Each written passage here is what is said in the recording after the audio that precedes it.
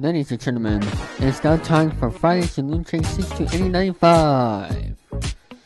Today, Luke Jippers and Billy Mooney will be talking about their topics, playing video games, and many more fun. And now it's now time to present to you all Friday's LukeJ62895 with their hosts, Luke Jippers and Billy Mooney.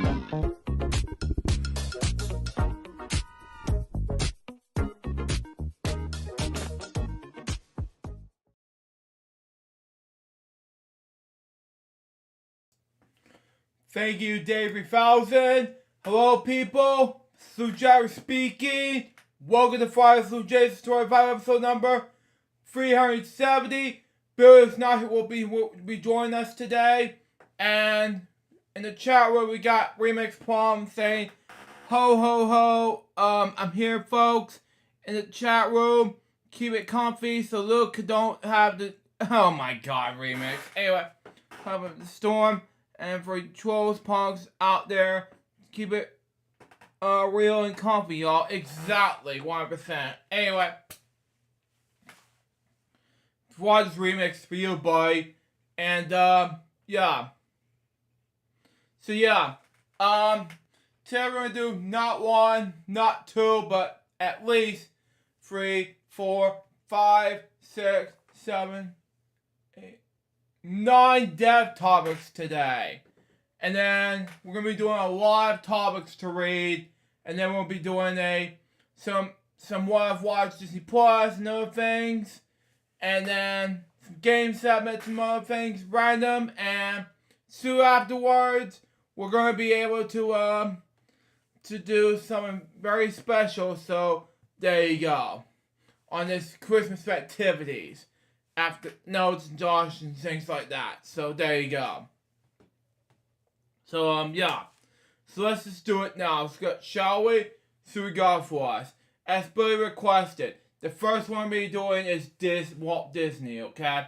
Now, I was gonna do and this might be the celebration of, let's say, Walt Disney's the anniversary of his death so many years ago, let's say yesterday, and then we'll just read it now. Anyway, Walt Ellis Disney was an American animator, film producer, interrupter, pioneer of American animation industry. Okay, he introduced several developments in the production of cartoons. As a film producer, he holds the record the most Academy Award earns and nomination by the National, having won 22 Oscars and for 59 nominations. He presented for 2 Golden Globe Special Achievement Awards and an Emmy Award, among other honors.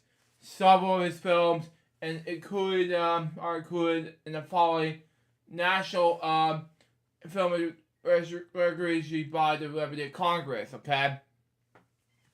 I've also been named in some of this greatest film ever by the American Film Institute. Disney was the first person to be nominated for Academy Awards in 6 different categories. Wow. Born in Chicago in 1901, Disney developed an early interest in drawing. Wow. He took art classes as a boy and got a job as a commercial illustrator at the age of 18.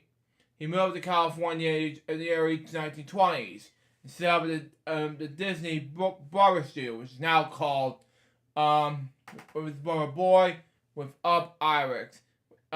Anyway, which is now called the Walt Disney Company. Anyway, with Rob Irex, he developed the character Mickey Mouse in 1928. Anyway, his first highly popular success, he also provided the voice in his creation in the early years. As the studio grew, he became more adventurous and introducing simple sound, okay? Full color, free strip, fetchy color, okay? Feature length cartoons. And Federal development in camera. Cameras. The result in seeing the features such as Snow White and the Seven Dwarfs, 1947, Pinocchio and Fantasia, both 1940, Dumbo, 1941, and Bambi in 1942. Third, the development of animated film. New animated live-action films followed after World War II. Okay? From the currently successful Cinderella in 1950, Sleepy Beauty 1959, and Mary Poppins 1964. Okay? The last of which received 5 Academy Awards. Okay? In 1950s, Disney expanded into the amusement park industry. And in July 1955, he opened Disneyland, Anaheim, California. The fun project he diverted into television programs such as Walt Disney's Disneyland and the Mickey Mouse Club. Okay, he was also involved in planning the 1959 Bonnecall Fair, the 1961 Olympics, and the 1964 New York World's Fair. Excuse me, I have to misspoke anyway. In 1955, he began development of another theme park, Disney World, at the heart of which was for a new type of city. The experiential prototype combination of Tomorrow, Epcot for short. Disney was a heavy smoker throughout his life and died of lung cancer in December 1966. Before either the park or the Epcot project was completed. Disney was a shy, self-discriminating man in private, but adopted warm, outgoing public persona. Wow. He also have high standards and high expectations about whom he worked. Also, there has also been explanations. You have racist, or smart method, can pronounce it. They also been constructed by many who knew him. Story gradual of Disney has taken a variety of perceivable, can pronounce it.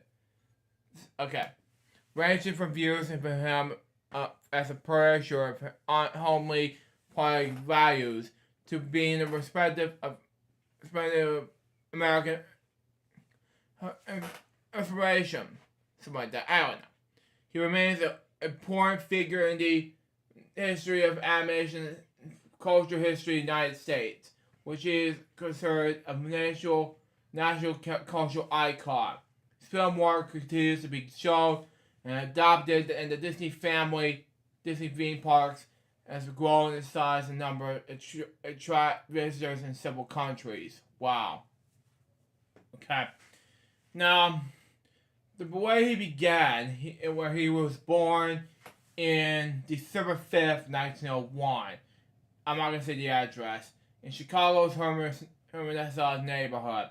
He was the fourth son of Elias Disney, born pronounced in Canada, to Irish parents, and for a knee call, American of German and English descent.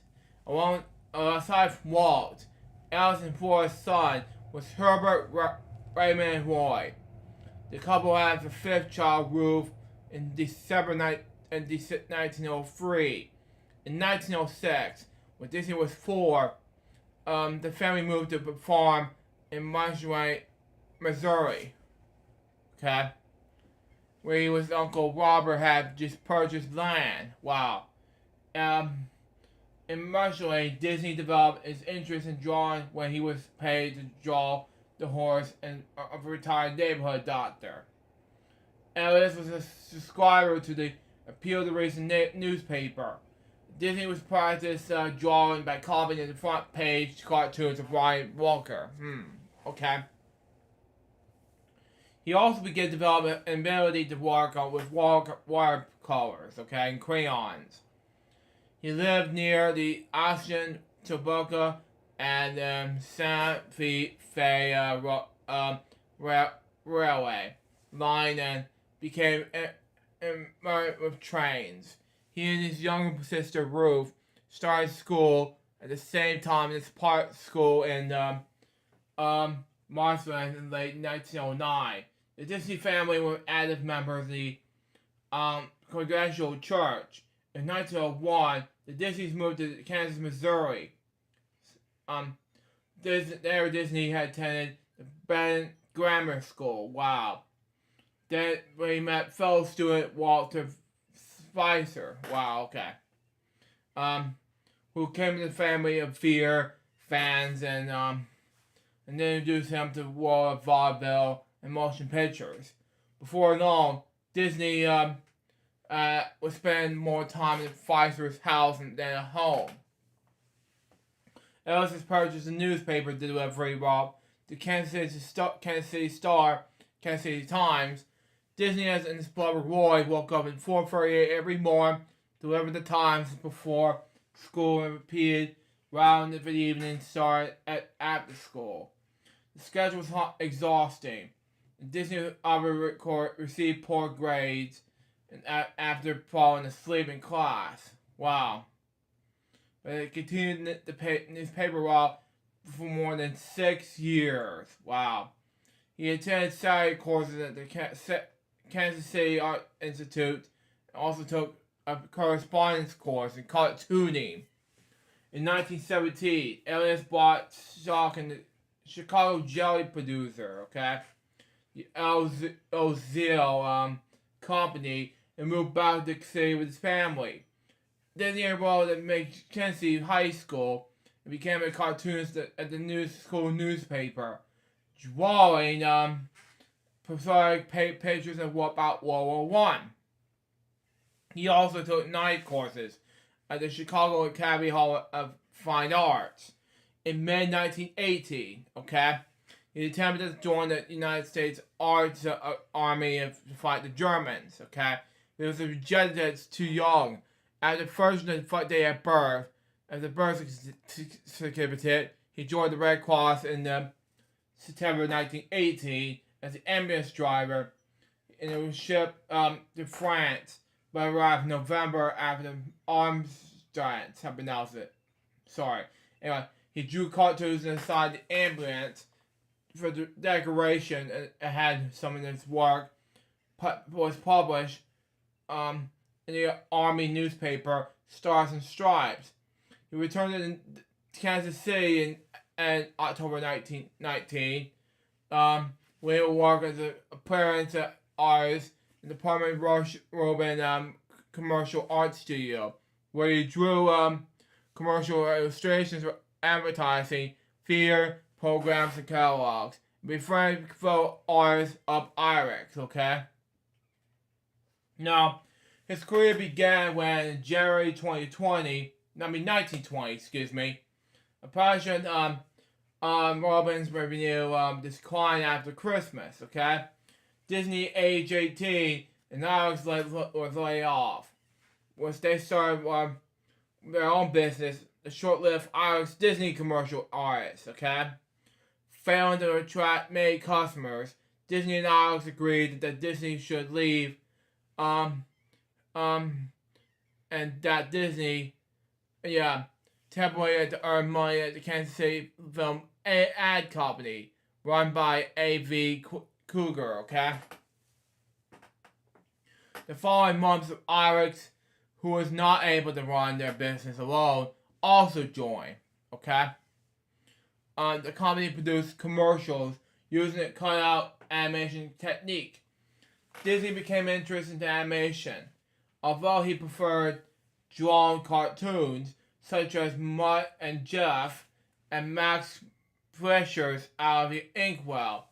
With the assistance of Bob Book on animation and camera, something like that, sorry, he began experimenting home. He came to the conclusion to sell animation that was more promising than a cutout method. Okay? Unable to pursue Cougar to try side animation to the company, okay? Sell animations at the company. Anyway. Disney opened a new business with a co-worker from Filmico Filmatical, something like that. Sorry. Fred Harmon, and something like that. The main client was a local Newman theater, and the short cartoons they produced were sold to Newman's Laughograms. Okay. Disney studied Paul Terry's Soap's Fables as a model. The first 6 Laughograms were Mario's fairy tales. In May 1921, the set of Laughograms led to the establishment of Laughogram Studio. Okay, where he got hired for more animators. He hired 4 more animators. Excuse me, including Fred Harmon's brother, Hugh and Ralph Ising and Irex.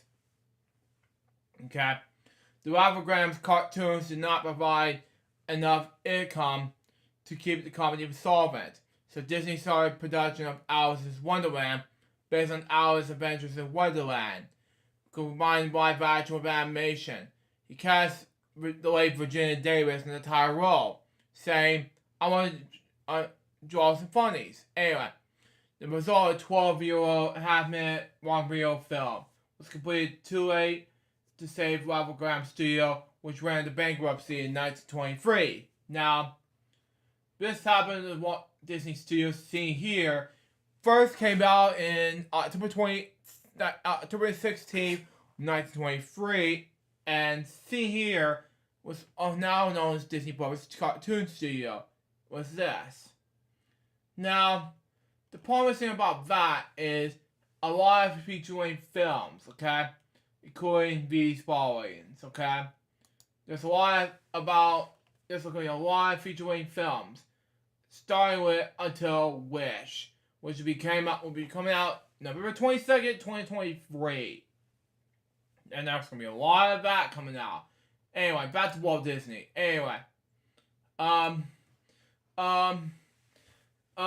Disney moved to Hollywood in July 1923, age 21.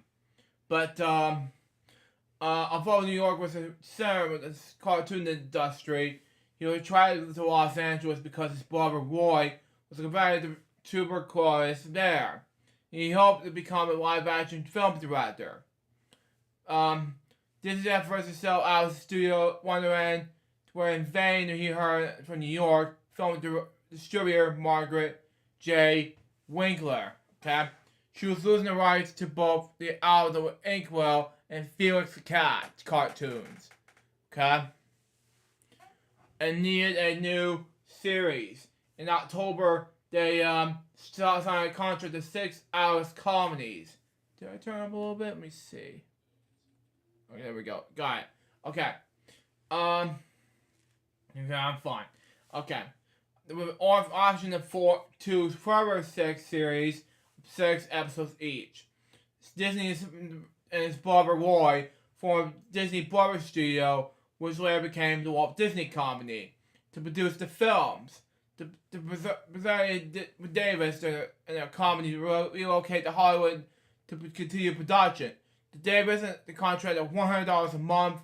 In July 1924, Disney also hired Irex, persuaded him to relocate him from Hollywood to Kansas City. Anyway. In 1926, the first official Walt Disney Studio was established. I'm not going to talk about this until demolished in 1940. By 1926, Winkler's role in the distribution Alice Studio series has been handed over to her husband, the film producer Charles Mintz. Wow. Although the relationship between him and Disney was sometimes strained.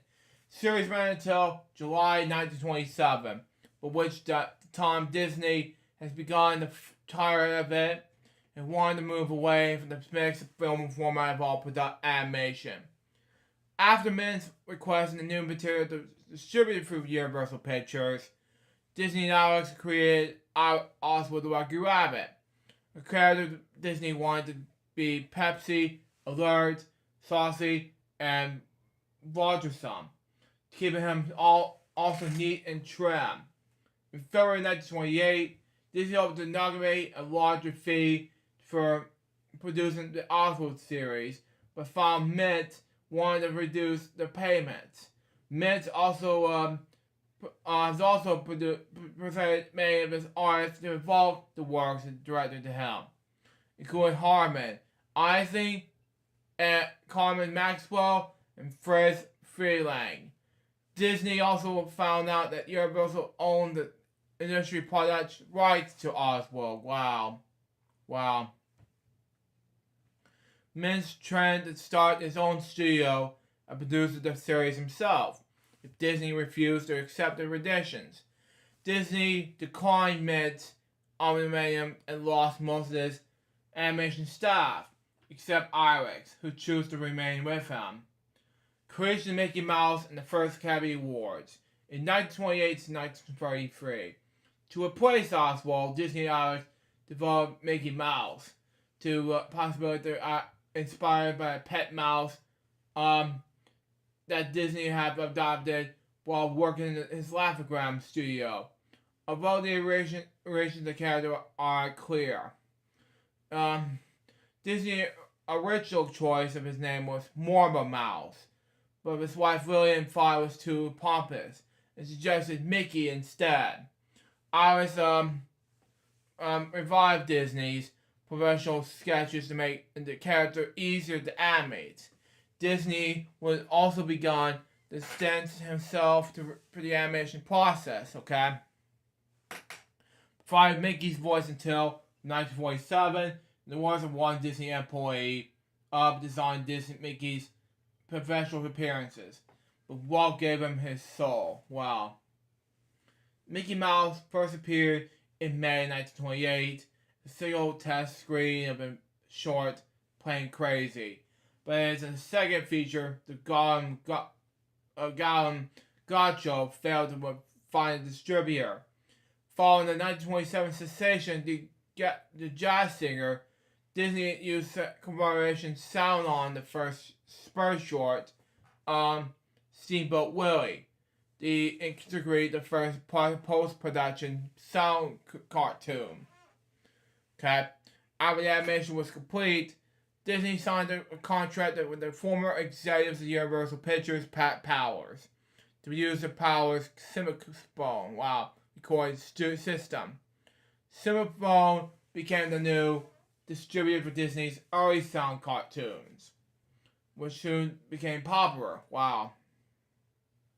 To improve the quality of the music, Disney hired a professional composer and arranger called Sterling. Well, the suggestion of the Silly 70 series was developed. Okay? Providing stories through the use of music. The first in the series, Skeleton Dance 1929, was drawn in animation entirely by Irex. Okay? And also hired at the time was several local artists, some of whom stayed with the company as core animators. The group later became known as the Nine Old Man. Both the Mickey Mouse and Silly 70s series were successful, but Disney and his brother felt that they were not receiving the rightful shares of profits from Powers. In 1930, Disney tried to trim costs in this process by urging Irex to amend the practice of animating from every separate cell in favor of more infinite technique of drawing key poses, and letting it let lower paid assistants sketch in between poses. Disney asked Powers for a increase in payments for cartoons. Powers refused and signed Irex to work with him. Stalin resigned shortly afterwards. Thinking that we work without Irex, Disney Studio was closed. The Disney had a nervous breakdown in October 1921, which he blamed on the measurements of Powers on his own overwork, when she and Lillian took an extended holiday to Cuba and a cruise to Panama to recover. With the loss of Powers as distributor, Disney Studios signed a contract with Columbia Pictures to distribute the Disney Mickey Mouse cartoons, which became extremely popular, including internationally. Disney and his crew would also introduce new cartoon stars like Pluto in 1930, Goofy in 1932, and Donald Duck in 1934. Also came to brands the new technology encouraged by his new contract with United Artists. Disney filmed Flowers and Trees in 1942. Full color street strip Technicolor. It was also able to navigate and deal given the sole right to use the free strip process until August 31st, 1935. Also, subsequent Silly Symphony cartoons were in color. Flowers and Trees was popular with audiences and won the Gradual Academy Award for Best Short Subject Cartoon in the 1942 ceremony.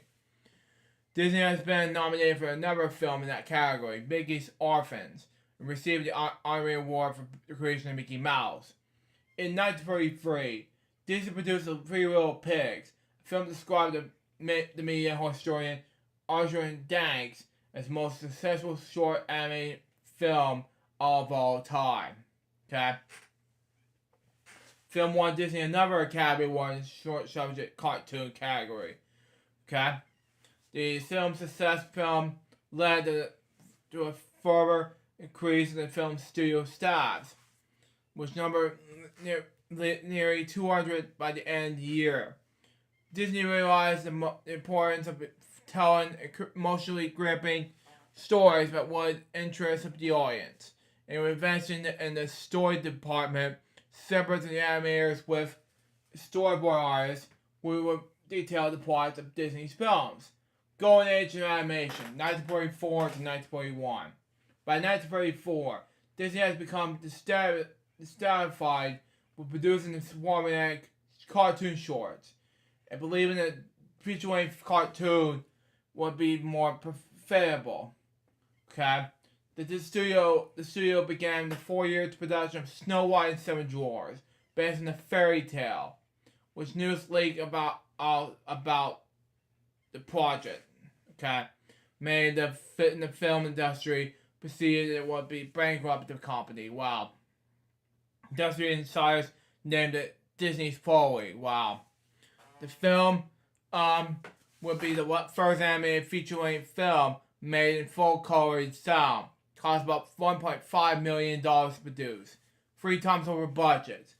To ensure the animation was as realistic as possible, Disney sent its animators, of course, Cornard Art Institute. Okay, he brought animals into his studio, and hired actors so that the animators, or something like that. Sorry. Anyway, could study realistic movement. To portray the changing sorry. I spoke anyway. Instead of the background, the camera moved through the scene. Disney's animators developed a multi-plane camera, which will allow drawings of the places of a glass to be set in virtual distance for the camera, creating an illusion of depth. Okay. Okay, makes more sense. Anyway, the glass could be moved to create the impression of a camera passing through the scene. Okay. The first work created on the camera in Silly 70 called The Old Mill in 1947 won the Academy Award for animated short film because it impressive visual power. Okay. Although Snow White had been largely finished by the time the multiplayer camera has been completed, Disney ordered some scenes to be redrawn to use some new effects. Okay. Snow White premiered on December 1947 as to high praise from critics and audiences. The film became the most successful motion picture of 1948 And by May 1939, the total gross to $6.5 million. Wow. Okay. Made most successful sound film made to that date. Okay. Disney won another Honorary Academy Award, which concerned one full-size and several miniature Oscar statues.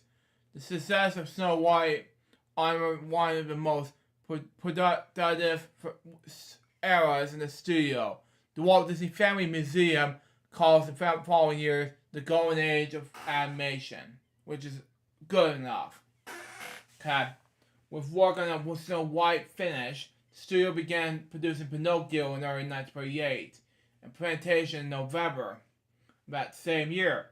Both films released in 1940 never performed well in the box office. Wow. Partly because revenues from Europe have dropped following the start of World War II in 1939.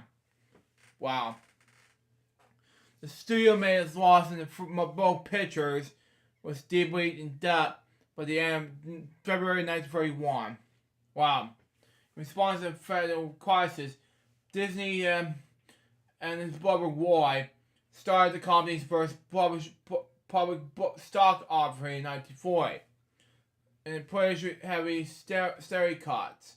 Larry Metcher and Disney sometimes high-handed and excessive manner of dealing with staff led to a 1941 animator strike, which lasted 5 weeks. Wow. Which left federal moderator from the National Labor Relations Board inaugurated 2 sides. Disney accepted an offer from the office of coordinator of other American affairs, something like that. Sorry. To make a goodwill trip in South America, okay? Sorry that he was absent during the revolution. He knew he would be unfair with the studio. Wow. As a result of the strike, he was as a federal state of the company. Several animators left the studio, and as Disney's relationship with the other members and staff were permanently strained as a result. The strike temporarily interrupted by the studio's next production, Dumbo, 1941, which Disney produced in a simple, expensive manner. The film received a positive reaction from the audiences and critics alike. Wow. World War II beyond 1941 to 1950. Shortly after the release of Dumbo in October 1941, the U.S. entered World War II. Okay. Disney formed the Walt Disney Train Films unit within the companies to produce instructions films for many maturity, something like that. Anyway, such as 4 methods of flush, measuring, and aircraft production methods. Disney also met with Henry McGraw Jr. and Secretary of Treasury and agreed, the Secretary of the Treasury, and agreed to produce short Donald Duck cartoons to promote war bonds. Disney also produced several propaganda, something like that, productions, including shorts such as Dora Foster's Face, which won an Academy Award, and the 1943 feature-length film, Victory Through Air Power. Wow, okay. The maturity films generated only enough revenue to cover costs, okay? And the feature film Bambi, which had begun production since 1947, underperformed its release in 1942 of April. Lost $200 million in the box office. $200,000 in the box office. Wow, okay. Okay. On top of the low earnings from Pinocchio and Fantasia, the company had doubts of $4 million with the Bank of America in 1944. In the meeting of Bank of America executives to discuss the future of the company, the bank's chairman and founder, and advisory guidelines told executives, I've been watching the Disney's pictures quite closely because I knew we were letting the money far above the financial risk. They're good this year. They're good next year. They're good the year after. Do you have relaxed give the time to market the product? Disney production of short films decreased in the late 1940s. Wow. Consider the increase in the corporation of animation market from Warner Brothers and MGM. Roy Disney, for financial reasons, suggested more combined animation and live action productions. In 1948, Disney invited a series of popular live action nature films titled True Life and Adventures, with Seal Island, the first won the film won the Academy Award, Best Short Subject to Real category. Wow. Theme parks, television of interest in 1950s, 1966. Okay. Okay. In the early 1950s, Disney produced Cinderella, his studio's first animated feature in 8 years. It was a popular with critics and theater audiences, costing $2.2 million to produce. It earned nearly $8 million in its first year. Disney was less involved in this event. He has been with previous pictures because of his involvement with his first entirely live action feature, Treasure Island, in 1950, which is shot in Britain, as was the story of Robin Hood and Merry Men in 1952. Live action features followed, many of which has been poetic themes. He has continued to produce full-length animated feature films as well, including Alice in Wonderland in 1951 and Peter Pan in 1953. From his early to mid-1950s, Disney began to involve less attention to animation department, industry most of its operation of key animators. Okay, Nine Old Men. Although he has always presented story at means, instead he started to concentrate on other venues. Around the same time, Disney will establish its own film distributing chain, BNet Visa, replacing its most recent distributor, RKO Pictures. Okay, for several years, Disney has been considering building a theme park, which is visited Griffith Park in Los Angeles. Wow, with his daughters, he wanted to be in a clean, unspilled park, but with both children, the parents could have fun. He visited the Troja Gardens in Copenhagen, Denmark, and it was heavily influenced by the cleanliness and layout in the park. In March 1952, he received zoning permission to build a theme park in Burbank, near Disney Studios. The site provides too small and a larger part in Amiens, 45 miles, 56 meters south of the studio, was purchased. To distance this project with the studio, which might attract criticism of shareholders, Disney formed WED Enterprise, now Walt Disney Imaginary, okay, and used its own money to fund a group of designers and animators working the plans. Those involved in it become known as Imagineers, okay. After involvement in attaining bank funding, he invited other stockholders, including American Broadcasting Paramount Theaters, part of American Broadcasting Company ABC, Western Playing and Graphing Company. In mid-1954, Disney sent his Imagineers to every amusement park in the United States to Okay, where am I? Oh yes, to emphasize what pitfalls and problems were in the various locations incorporated their findings and design. Okay, construction work started in July 1954, and Disneyland opened its doors a year later. Okay, this opening ceremony was broadcast on ABC, which reached 70 million viewers. Wow. This park was designed with a series of themed lands linked by a central Main Street, USA. A respect of the Main Street in his own hometown, Marsh Lane. Wow. The connected theme areas was Adventureland, Frontierland, Fantasyland, Tomorrowland. Okay. The parks was also contain the narrow gauge Disneyland Railway. Well, okay, that linked the lands. Okay, around the outside of the park was a high berm to separate the park from the outside world. Initially, in the New York Times considered that Disney had tastefully combined some of the pleasant things of yesterday with Fantasyland and Fantasy Dreams of Tomorrow. Makes sense.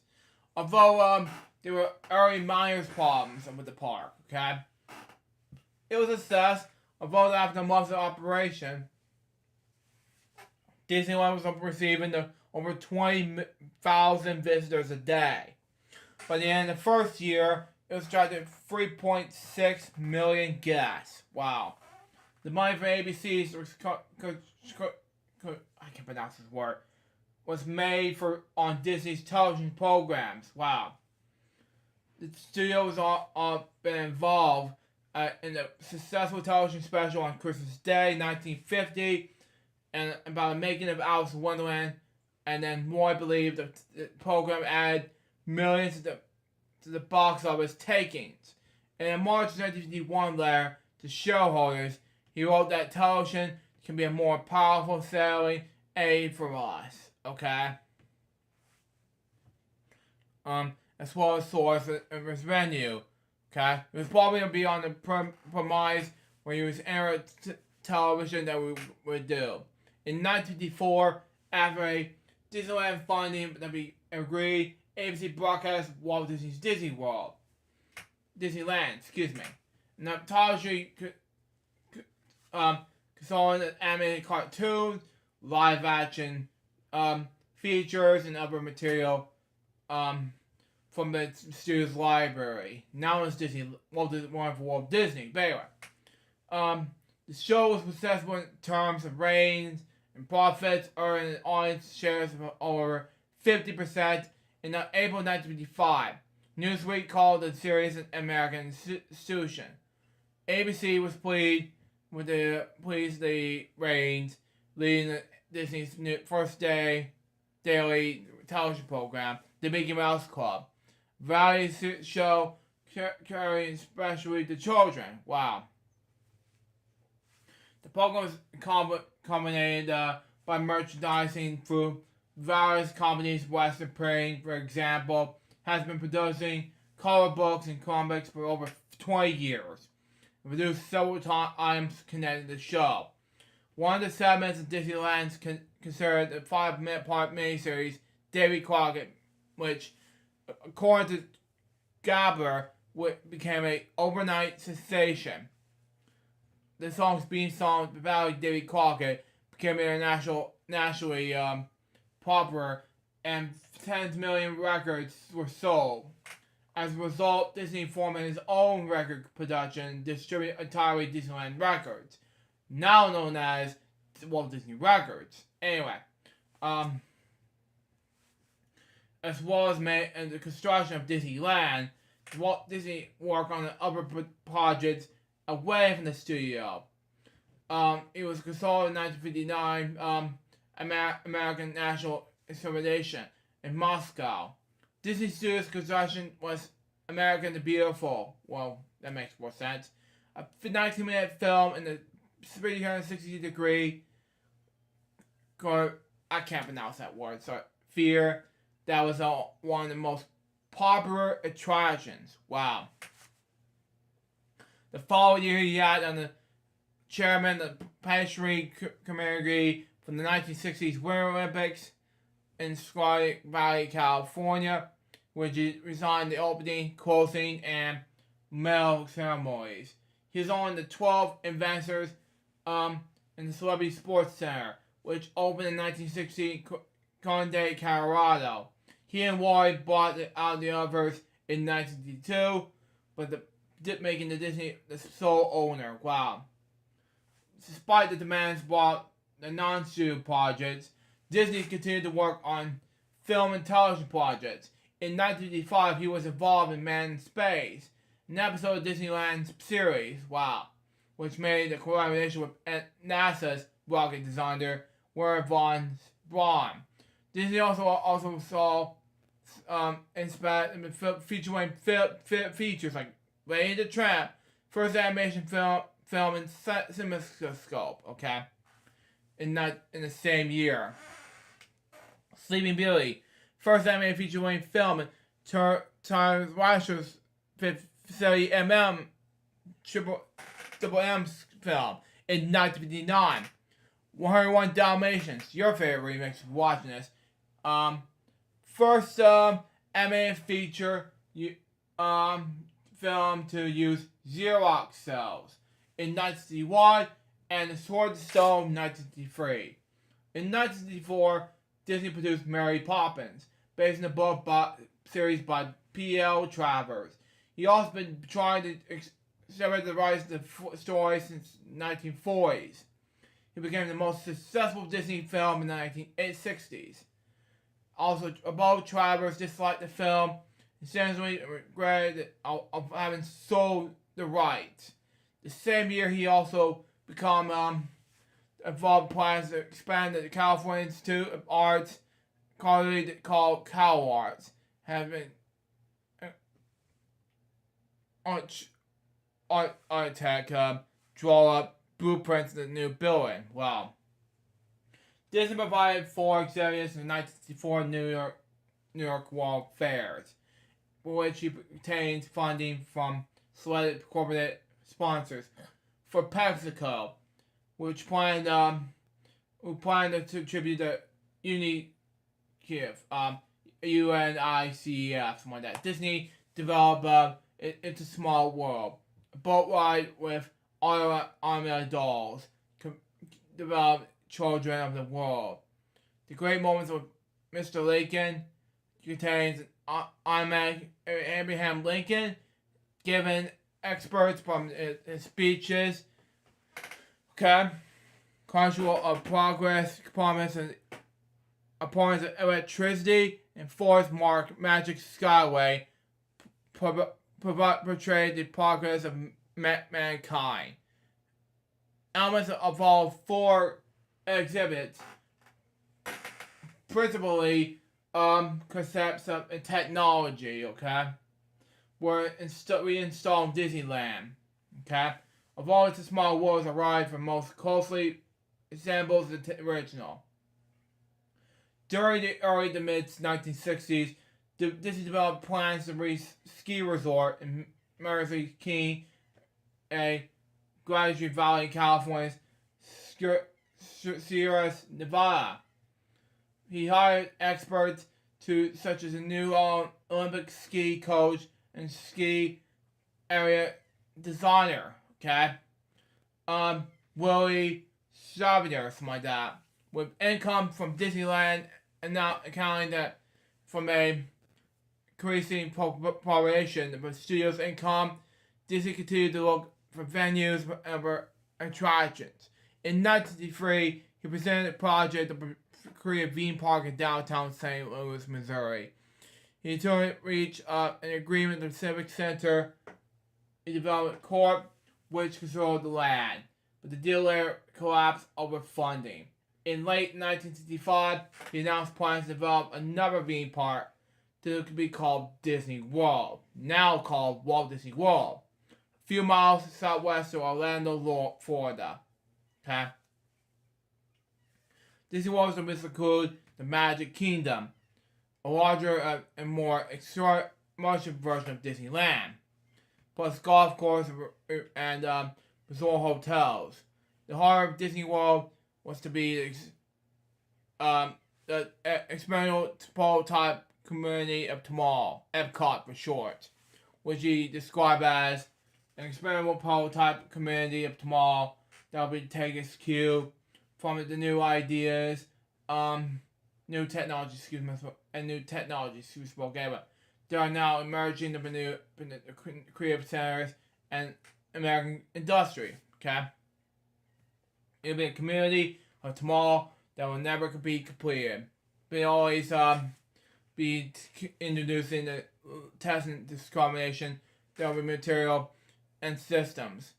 And Epcot will always be a system showcase to the world of ecology and imagination of American free enterprise.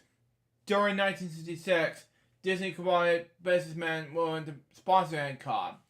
He also received story credit for 1966 film literature Robin Kerr's USN as Walt Disney, something like that. His name spells backwards, something like that. I don't know. He increased his involvement in studio films and was heavily involved in the story development of The Jungle Book, the live-action movie feature The Happiest Millionaire, both 1967, and the animated short Winnie the Pooh and the Blustery Day, 1968. Though I'm gonna read the personal life and character, and I'm gonna read the illness, death, and aftermath, and this will be it. Now read the 8 more death topics, and this will be it. Anyway, personal life and character. Early 1925, Disney hired Inc. artist William Barnes. Okay, they married in July in that year in their brother's house in the hometown Liston, Iowa. Okay, the marriage generally happy according to William. Although according to Disney's biographer Neil Gabler, she did not accept DeWalt's decision to meekly or his size questionably. Okay, and she admitted that he was always telling people, "Oh, henpeck, he is." William has a little interest in films and the Hollywood social esteem. And she was. And the words of the historian Stephen Watts, content with household management and providing social support for her husband. Wow. The marriage produced 2 daughters. Diane, born December 1943, and Sharon, adopted in December 1936, born 6 weeks previously. Within the family, okay? Neither Disney nor his wife had the fact Sharon has been adopted. Although they became annoyed if people outside the family raised the point. The Disneys were carefully keep the daughters out to the public eye as much as possible. Particularly in light of the Weinberg kidnapping. Wow. Disney took steps to ensure his daughters were not photographed by the press. In 1949, Disney's family moved to a new home in Holmby Hills, the spur of Los Angeles. With the help of his friends, Ward and Bay Criminal, who already had their own backyard railroad, Disney development blueprints and immediately set to work on creating miniature live steam railroad in his backyard. For the name of the railroad, Carwell Pacific Railroad. Came from his home location, Carwell Drive. Miniature working steam locomotive was built by Disney Studios engineer Roger E. Broggie. Disney named it Willie Bell after his wife. Wow. For years, Disney ordered into the storage due to a series of accidents involving its guests. Wow. Disney grew more politically concerned as it gets older.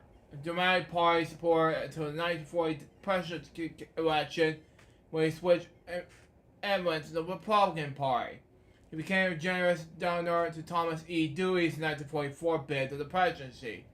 In 1946, he was a founding member of the Motion Picture Alliance for Presidents of American Idols. The organization stated to believe in American ways of life, which we find ourselves a sharp revolt against the rising tide of combination, fascism, and kindred beliefs that seeks to vibrate means to have a mind of change in this way of life. In 1947, during the Second Red Scare, Disney testified before the House American Activities Committee, HUAC for short.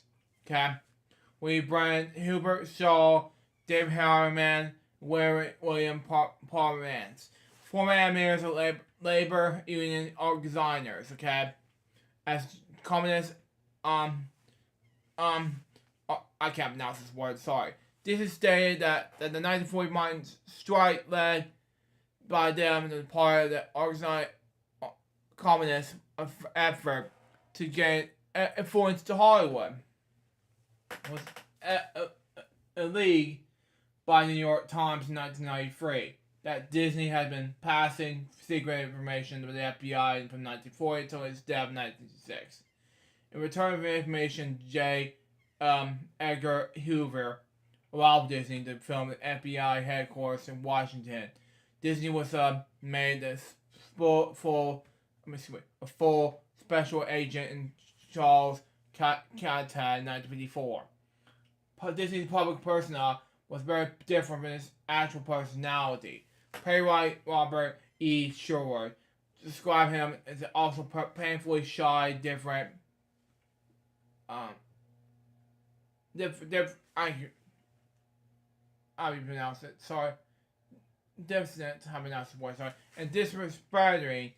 And according to biographer Richard Skirtle, Disney had this shy and influence personality because his behind his public identity. How to pronounce the word? Sorry. Campbell argues that Disney played the role of the bashful tycoon who was embarrassed in public. Wow. And knew that he was doing so. Disney was acknowledged that facade and was told as a friend that I'm not Walt Disney. I do a lot of things Walt Disney would not do. Walt Disney does not smoke. Why? I smoke. Walt Disney does not drink. I drink. Wow. Critic Otis Ferguson, the New Republic, called the private Disney common everyday, not accessible. It's like that. Not in Ferguson language, not suppressed or sponsored anything, just Disney. Many of those who approved Disney commented that he gave his staff little encouragement due to his especially high expressions. Norman recalls that when Disney said about work, it intonation of high praise. Instead of direct approval, Disney gave high performance staff financial bonuses or recommended certain initial to others, expecting that his praise would be passed on. Now, his illness, death, and aftermath, then that'll be it, okay? Disney had been a heavy smoker since World War I. Did not use cigarettes with filters and not smoke a pipe as a young man. In November 1966, He was diagnosed with lung cancer and was treated with chemotherapy. On November 30th, he fell unwell and was taken with the ambulance to his home in St. Joseph Hospital, where on December 15th, 1966, at 65 years old, he died of coronary collapse caused by cancer. He remains cremated 2 days later. And his ashes are cremated the Forest Lawn Memorial Park in Glendale, California. The release of the Joker Book and Happiest Memoir in 1967 raised the total number of feature-length films that Disney has evolved into the 81. When Winnie the Pooh and Bus 3 Day was released in 1968, it earned Disney Academy Award in the short subject cartoon category, award for Promise Me. Something like that, I don't know. After Disney's death, his studios continued to produce live-action films, with variety but largely nominated animation until the late 1980s. After which, there was what the New York Times described as Disney's They began with The Little Mermaid in 1989. Disney's companies would continue to produce a successful film, television, stage entertainment. Disney's plan to further city of Epcot did not come with frustrating. After Disney's death, his brother Roy decided his retirement to take full control of the Disney's companies. He changed the focus of his project to the town of his attraction. After the coronation in 1971, one dedicated Walt Disney World to his brother. Walt Disney World expanded with opening Epcot Center in 1982. Walt Disney's vision of Flourish City was replaced by a park more akin to a permanent World's Fair. In 2009, Walt Disney Premium Museum, designed by Disney's daughter Diane and his son Walter E.D. Miller, opened at the Provincial of San Francisco.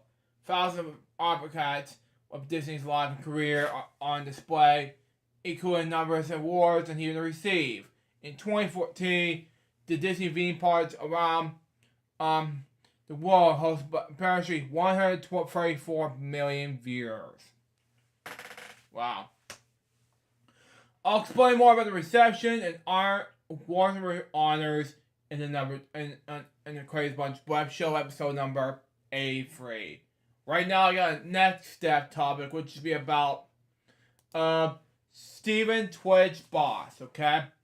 Best known as Stephen Worrell Twitch Boss, okay? He was American freestyle hip-hop dancer, which is not my thing, unfortunately. Cinematographer, actor, television producer, and television personality. In 2008, he finished in second place on the American version of So You Think You Dance. SYTYCD for short. For 2014 to 2022, he was featured on the Ellen DeGeneres Show as a He was also a co-executive producer in the program. He was featured on Ellen's Games as a sidekick in DeGeneres between 2018 to 2020, and he and his wife Allison Holker hosted Disney's Fairy Tale Waves on Freeform Disney Plus. He was born September 29th, 1982. Okay? Connie Buzz Alexander and Sanford Ross, Montgomery, Alabama. He graduated from Lee High School in 2000. Studied dance performances at Southern State Comedy College in Wyoming, Alabama, and Chapman High University.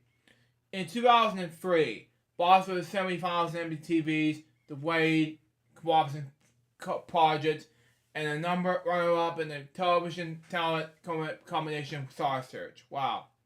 He choreographed routines in South Korean pop R&B singer Seven, okay, which I'm not a huge fan of, by the way. Helped train other YG entertainment artists such as Big Bang, okay. In 2007, he was the uncredited flamboyant dancer, Blaine's Gory, and Rainbow Sword dancer in Hairspray, okay. After completing So You Think You Can Dance, he taught dance in South Country County classical ballet with 12 finalists K Shades like that. And on April 30th, 2013, he and Alice Coker performed a dance routine in Dancing the Stars. They danced to Crystallize, okay, which were performed by Lindsay Stirling, okay. This is April 1st, 2014. Boss featured on Ellen DeGeneres show as a guest DJ. In October 2014, he was announced he's been cast in Magic Mike number, I don't know what number that was at the time.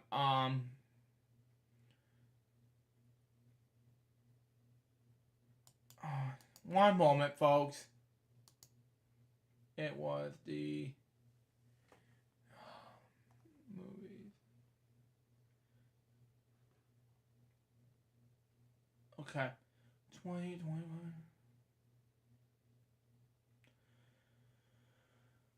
But, excuse me.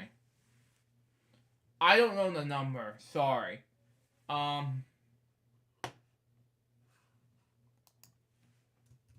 me look up real quick. XXL means. Oh yeah, XXXL. Something like that. Oh yeah. Oh yeah, XXL. Something like that. I'm sorry, never mind. On August 17th, 2020, he became a co-executive producer of Ellen DeGeneres' daytime talk show, okay? Boss was cast as Margot X in the upcoming superhero movie, Professors, okay? And later he had a featured role in the movie Ushers, okay? Which, he is also a member of the Dance Strawberries, Breed OCLA, and Chill Factors crew. And So You Think You Can Dance, Boss first auditioned to 2007 season 3 of the show and appeared in this program, but did not select it at the top 20. He returned the audition again in season 4 of 2008. He was selected to complete in the top 20 and finished competition as a runner-up. Favorite fellow hip-hop dancer Joshua Allen. During season 4, he danced with Kylie Shawn. The comparison please choreographed by Mia Michaels. The dance was nominated for an Emmy for cinematography for the 61st Primetime Emmy Awards. Wow. Season 5. Boss again appeared on the So You Think You Can Dance with fellow season 4 contestant Kay Shawns to perform their Emmy-nominated piece, Mercy, choreographed by Mia Michaels. He was one of 11 All-Stars for season 7.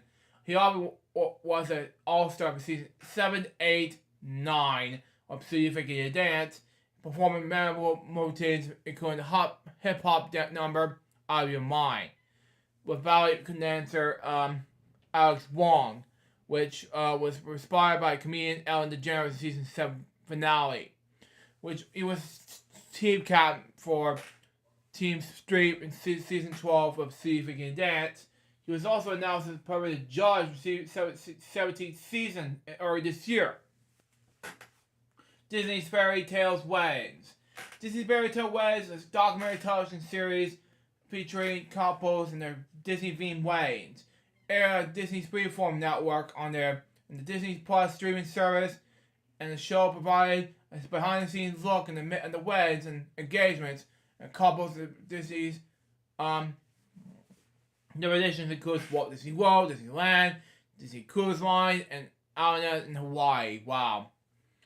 Now, October 17th, 2017, Freeform announced the production of a 7-episode series to be released in the summer of 2018. Okay? It was hosted by Twitch and his wife, Allison Holker. Okay? In November 2017, Freeform added the December 11th, 2017 hour-long special for Disney Fairy Tale Weddings Holiday Magic as part of the 25 Days of Christmas event. Season 2 premiered on Disney Plus on February 14th, 2020. Personal life. On December 10th, 2013, Boston fellow So You Think You Can Dance member Allison Holker was married at Nigel the creator of the show, something like that, Phillips and Joyce Barnyard, Warren, possible Robin, East California. He also adopted Huggy's star. Their son was born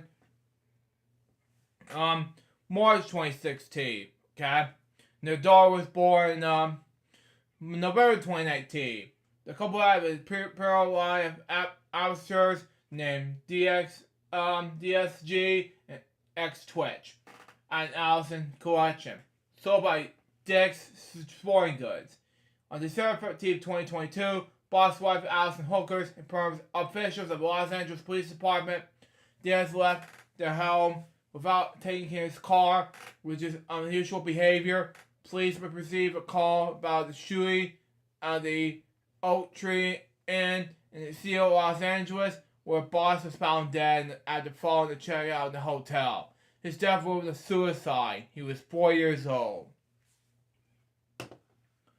My next death topic has to do with Mills Lane, okay? I talk about this in Crazy Much web show, but I'm going to talk about it right now. Anyway, born Mills B. Lane the third, okay? He was an American boxing referee and professional boxer, okay?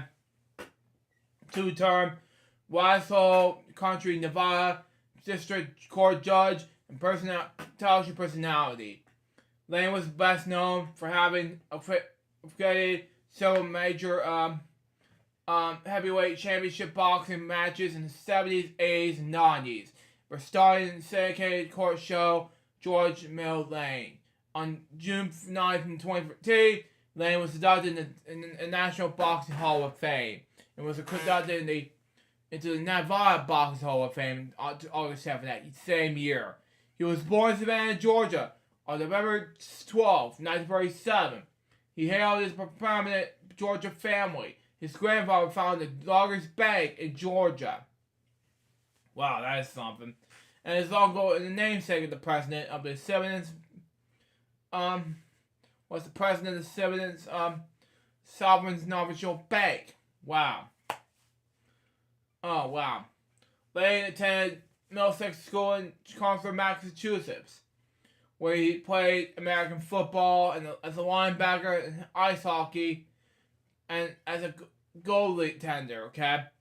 Lane joined the United States Marine Corps in 1956 and was discharged in 1959. I can't pronounce this word. Sorry. He enrolled at the University of Nevada, Reno. He graduated with a business degree in 1953. His boxing career began when Lane became a boxer while serving in the Marine, becoming an all-fair parties welterweight champ. He was a National Collegiate Athletic Association welterweight boxing champion in 1960. Okay, and when in the U.S. Olympic trials in San Francisco for the 1960 Summer Olympics, Lane was defeated by Phil Baldwin in the semifinals. He turned pro while in college. Eventually earned a 10.1 record as a professional. Okay. Now referee began when Lane referred his first World Championship boxing match in 1971. When Basketball Jadwez had a 15-round draw, okay? When Alberto have announced it, sorry, with the WBC flyweight title, okay? Lane referred Alberto Holyfield, something like that, versus Mike Tyson II between World Heavyweight Championship champion Alberto Holyfield and challenger Mike Tyson on June 28, 1997. I was 2, wow. Mitch Hybson, 5 pounds, my dad, was supposed to referee the fight, okay? Tyson's champ protested, so Lane was fought in the last minute. After Tyson was bit Holyfield's ear twice, Lane disqualified him Lane's shirt was stained with blood in the incident. Wow. Oh man. And he sold the Madrid collector in the same night. Okay. And it was elected in international boxing. Okay. Less than 3 weeks later, he was February referee was versus Henry Holloway match, as in Tyson versus Holyfield. Okay, and disqualification when Holloway used illegal tackles. This being okay. Instead of clinching and ignoring Lane's repeated orders to stop. After referee, the fight began between Thomas Hearns and Jay Snyder on November 6, 1998. Lane retired as a boxing referee. He was elected in the International Boxing Hall of Fame in 2015.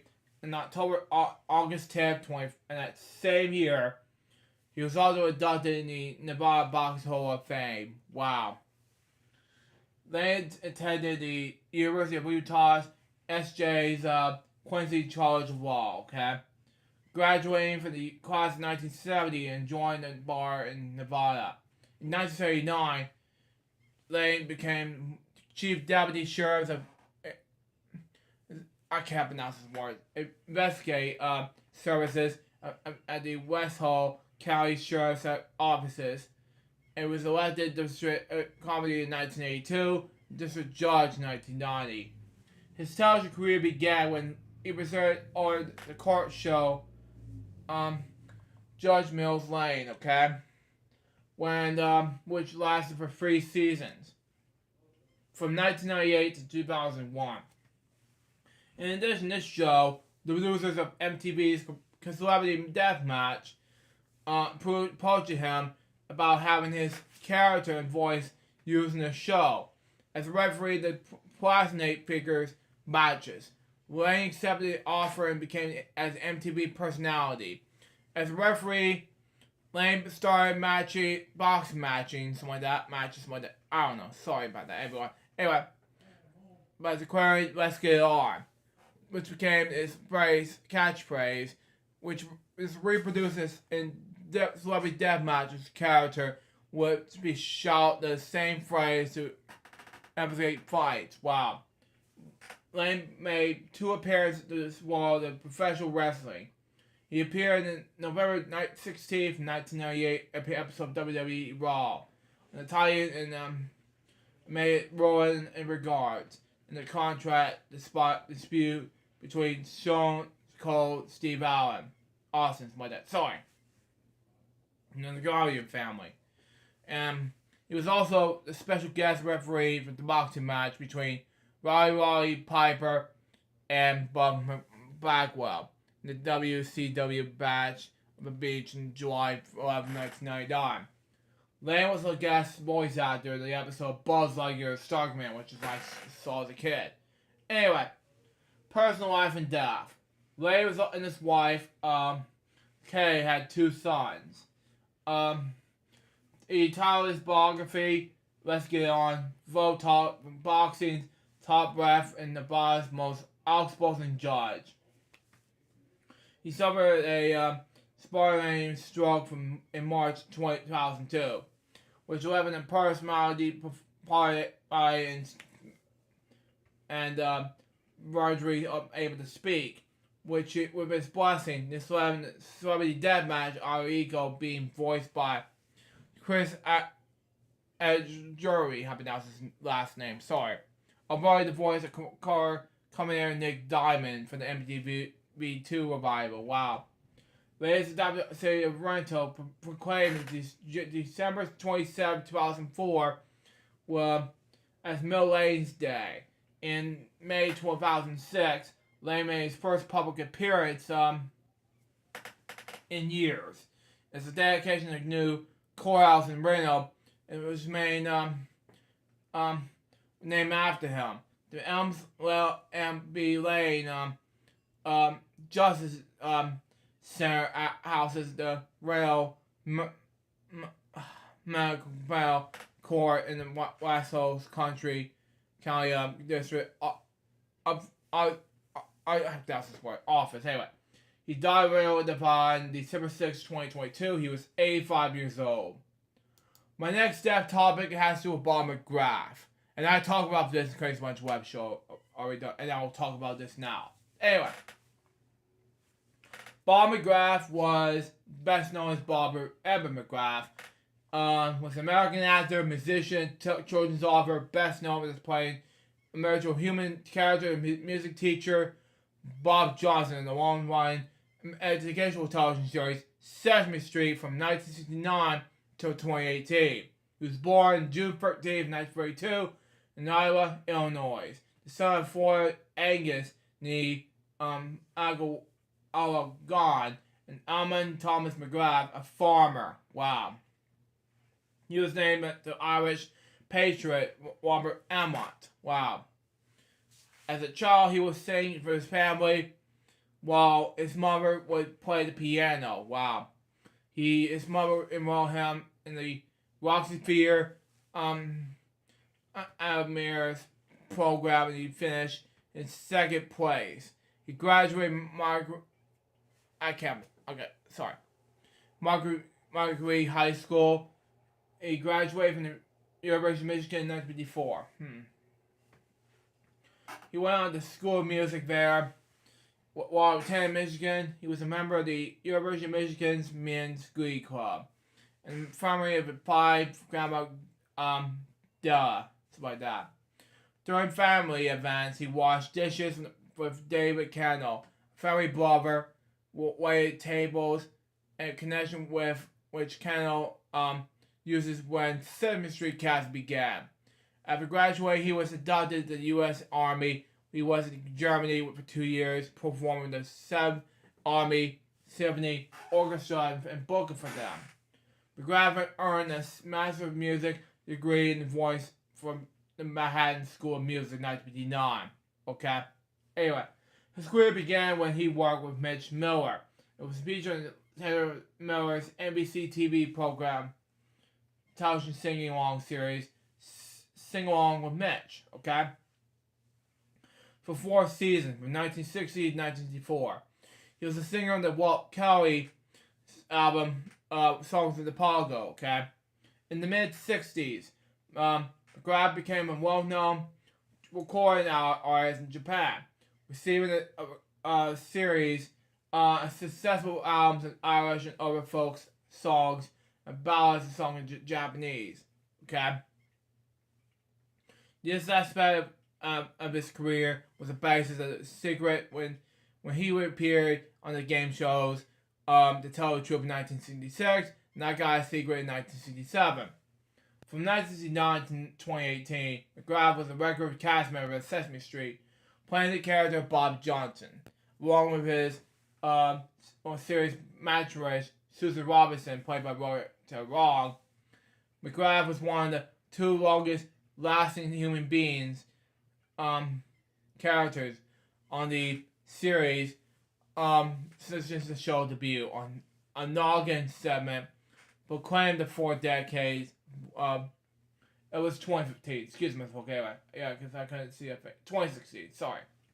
Anyway, misspoke. Anyway, okay. A Noggin segment proclaimed that the 4 decades of Bob when proclaimed promoting the Sesame Street of that network. In July 2016, Sesame Workshop announced that McGrath will not return to the show for the 47th season because it will return the series. But the comments would say that McGrath would continue to present the workshop at public events.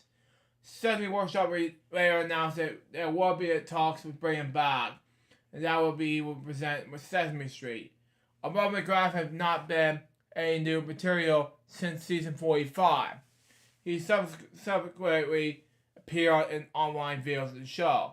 He also returned for the 2019 TV special Sesame Street's 50th anniversary celebration. McGrath said he has 2 favorite moments on Sesame Street, were as follows. Christmas Eve on Sesame Street, a 1978 Christmas special that included Pastoral of the Gift of Magic, and the 1983 sequence that casually addresses the death of a longtime character, Mr. Hooper, played by this good friend, Louis, who had been died the previous year. For 38 years, McGrath is a regular fixture on the Miracle, a telephone broadcast anyway on CTV outlets in the Canadian province of. Okay, I've announced this city's name, sorry. Its final regular appearance at Telemiracle is 2015, with performers in the shows paid tribute to him. He returned with a special appearance in 2018. Then in March 3rd, 2016, he was awarded the Commemorative Medal of the Century of. Okay, I've announced this word. Anyway, this work is the government of the I can't pronounce it. Sorry, Linda Haberstock. He was given this. I can't pronounce this city's name. Sorry, the Distinguished Service Award in 2015 for the premier of Brad Wall. Wow. He received a Distinguished Service Award for decades of service. Oh, hang on. Somebody's on my OBS.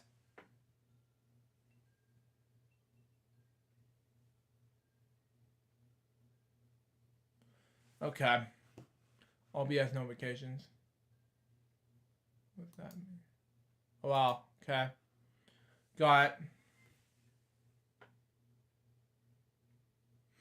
Okay. There we go. Did I get it fixed? Yes, I got it. Got it.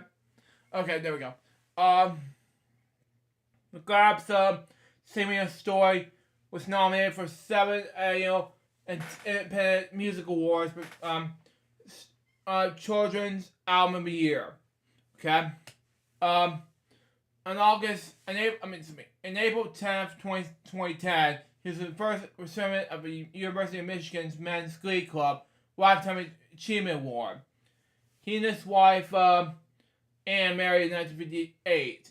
They had 5 children, 5 and 8 grandchildren.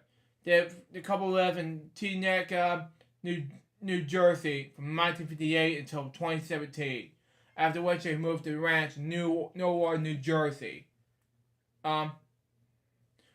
He died in combination of stroke at home on December 4th, 2022. He was 9 years old. My next topic has to do with Kirstie Alley, which I have explained during my FW Crazy Punch web show episode. But anyway, born Kirstie Louise Alley, she was an American actress. Her breakthrough role was in Rebecca Hall in the NBC sitcom Cheers in 1987 to 1993, which she received an Emmy Award and the Golden Globe Award from 1981. From 1997 to 2000, she starred as a lead in the sitcom Veronica's Closet, okay? Earning initial Emmys and Golden Globe nominations. On film, she was perhaps best known for her role in Molly Jensen, okay? Look Who's Talking in 1989, and 2 sequels. Look Who's Talking 2 in 1990, and Look Who's Talking Now in 1993. Throughout the 1980s and 1990s, Alice appeared in various films, including Star Trek II, The Wolf of Khan in 1982, Summer School in 1987, Shoot to Kill in 1988, Mad House in 1999, excuse me. Simply Rivalry in the same year, Virgins of Dam in 1995, the year I was born, Takes Two, the year I was born, anyway. Treasuring Harry, 1997, Richard Poor, 1997, and Drop Dead Gorgeous in 1999. Okay.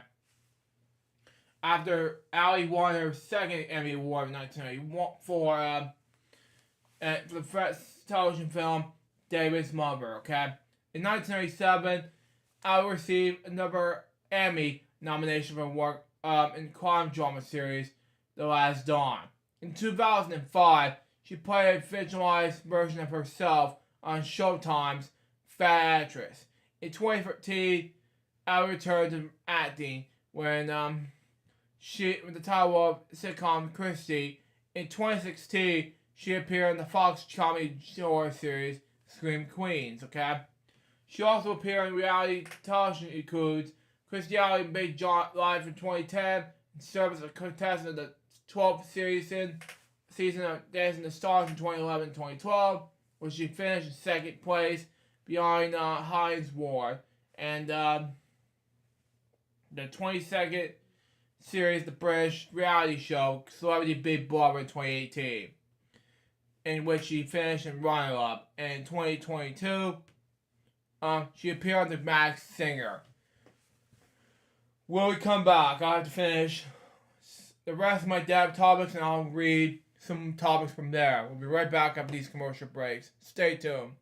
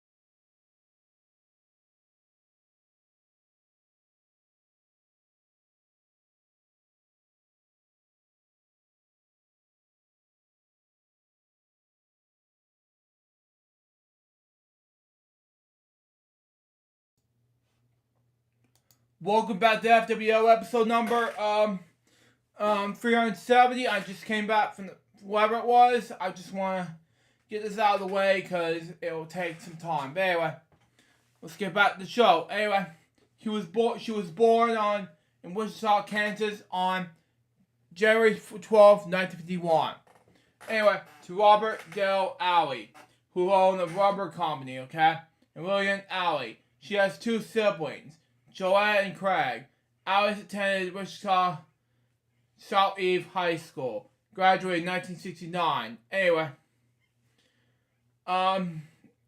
she also attended college in Kansas State University, dropping out after her sophomore year. Wow. After moving to Los Angeles to pursue psychology and work as a designer. Wow. Allie appeared as a contestant at the game show Match Game in 1979. Winning both of her games, she wanted to win $500 in her first game to a match and $5,500 in her second. Wow. She also appeared on the game show Passport Plus in 1980. On both shows, she described her profession as an interior designer. In 1981, an automobile accident involving a drunk driver killed her mother and left her father seriously injured. Wow. Can you tell me how to get this Cindy Barbecue God remix? Help me. Help me. I did not know. Oh God remix. Okay. Anyway, her career began when she made her film debut in 1982. Okay. In Star Trek II: The Wrath of Khan. Okay. In the role of the Vulcan's Starfleet. Okay. Officer Robert Savak. How do I pronounce his name? Sorry. The Soviet character became very popular with the Star Trek fans, but Ali chose not to aspire to the role in the next 2 film sequels. But later stated she was offered less money than the Star Trek II. Excuse me. Actress Robin Curtis see her in the role. She was also regular on the ABC television series. Sorry about that, everyone. Masquerades, my dad, from 1983 to 1984. In years following, she starred in a number of small films, including One More Chance, Blind Date, and Runaway. In 1985, she starred in the ABC miniseries Northern South, and also portrayed in Feminimus icon Gloria Steinem, something like that. I don't know. This includes Pig's Feet, the High Turkey, Free from Peanuts, Popcorn Shrimp, and Big Bird. I have got about that. God remix. God. I couldn't resist remix. God. Anywho. Okay. In the television movie Bunny's Tale. Anyway, in 1987, Ali shared alongside Mark Harmon, okay? In the comedy film Summer School, okay? The film was a box office success, grossing over $35 million in the United States. Yes, folks, Rosie is such a sweetheart and amazing friend to me as well. Wow. Okay. Very exciting, okay. Later in 1987, Ali joined the cast in NBC sitcom Cheers, replacing Shelley Long. It became her breakout hit role. Okay. And she remained with the show for 6 years until its 11th final season. In 1989, Ali starred with John Travolta and Look Who's Talking. The film grossed over $295 million worldwide. Wow. Then they worked on to make 2 other films centered on the same theme, such as Look Who's Talking 2 and Look Who's Talking Now. After two Academy Award-winning nominations for her work on Cheers, in 1988 until 1990, she won an Emmy on her third nomination in 1991. The same way. But anyway. From 1997 till 2000, Ali portrayed the character in NBC sitcom Veronica's Closet, anyway. As well as serving as executive producer in the show. She serves as a spokesperson for Prior One Airports from 2002 to 2004, and for Jenny Craig from 2004 to 2007. TUN also had a sitcom that centered Ali as a Broadway star as a new parent. It also titled Christy, okay? And nobody needs to hate on Rosie. Exactly. We all love her. She's been awesome on Sesame Street since the 90s. Yeah, I agree.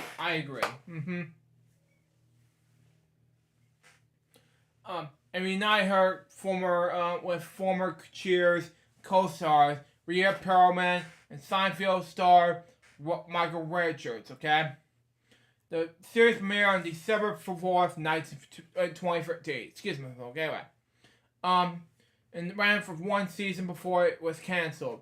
5 months after it ended the freshman run. Wow. She was partnered with Maslin. I can't pronounce the last name. Sorry.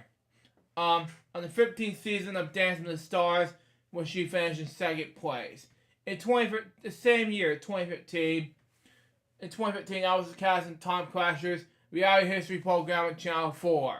In 2022, Allie competed in season 7 of Masked Singer as Baby Manav of Team Cuddly. Wow. Personal life. She was married from 1970 to 1977 to her high school sweetheart, Bob Alley, which okay,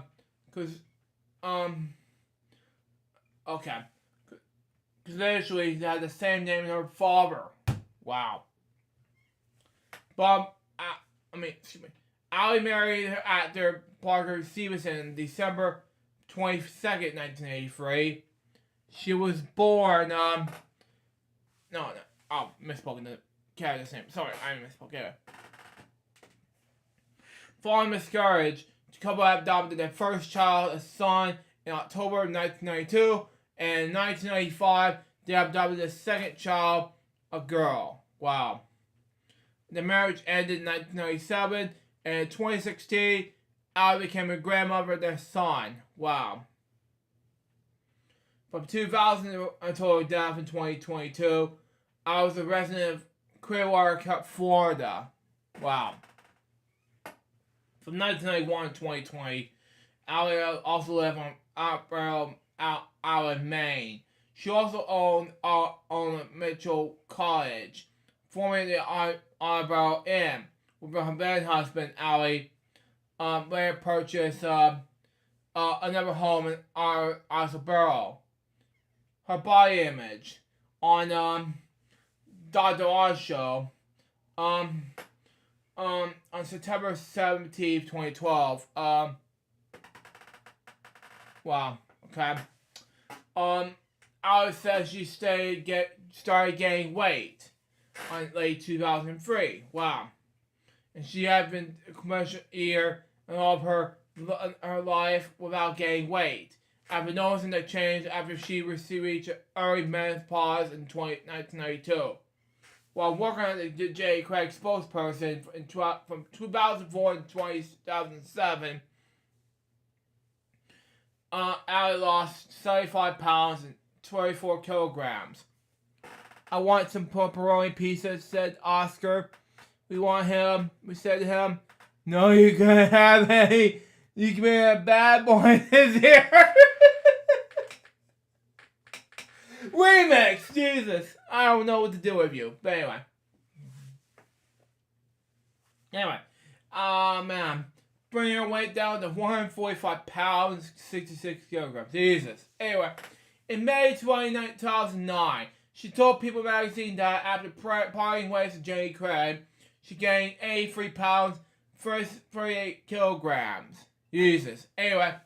And weighing up as much as 228 pounds, 103 kilograms. In March 2010, after gossip blogger Roger Freeman image of link between her organic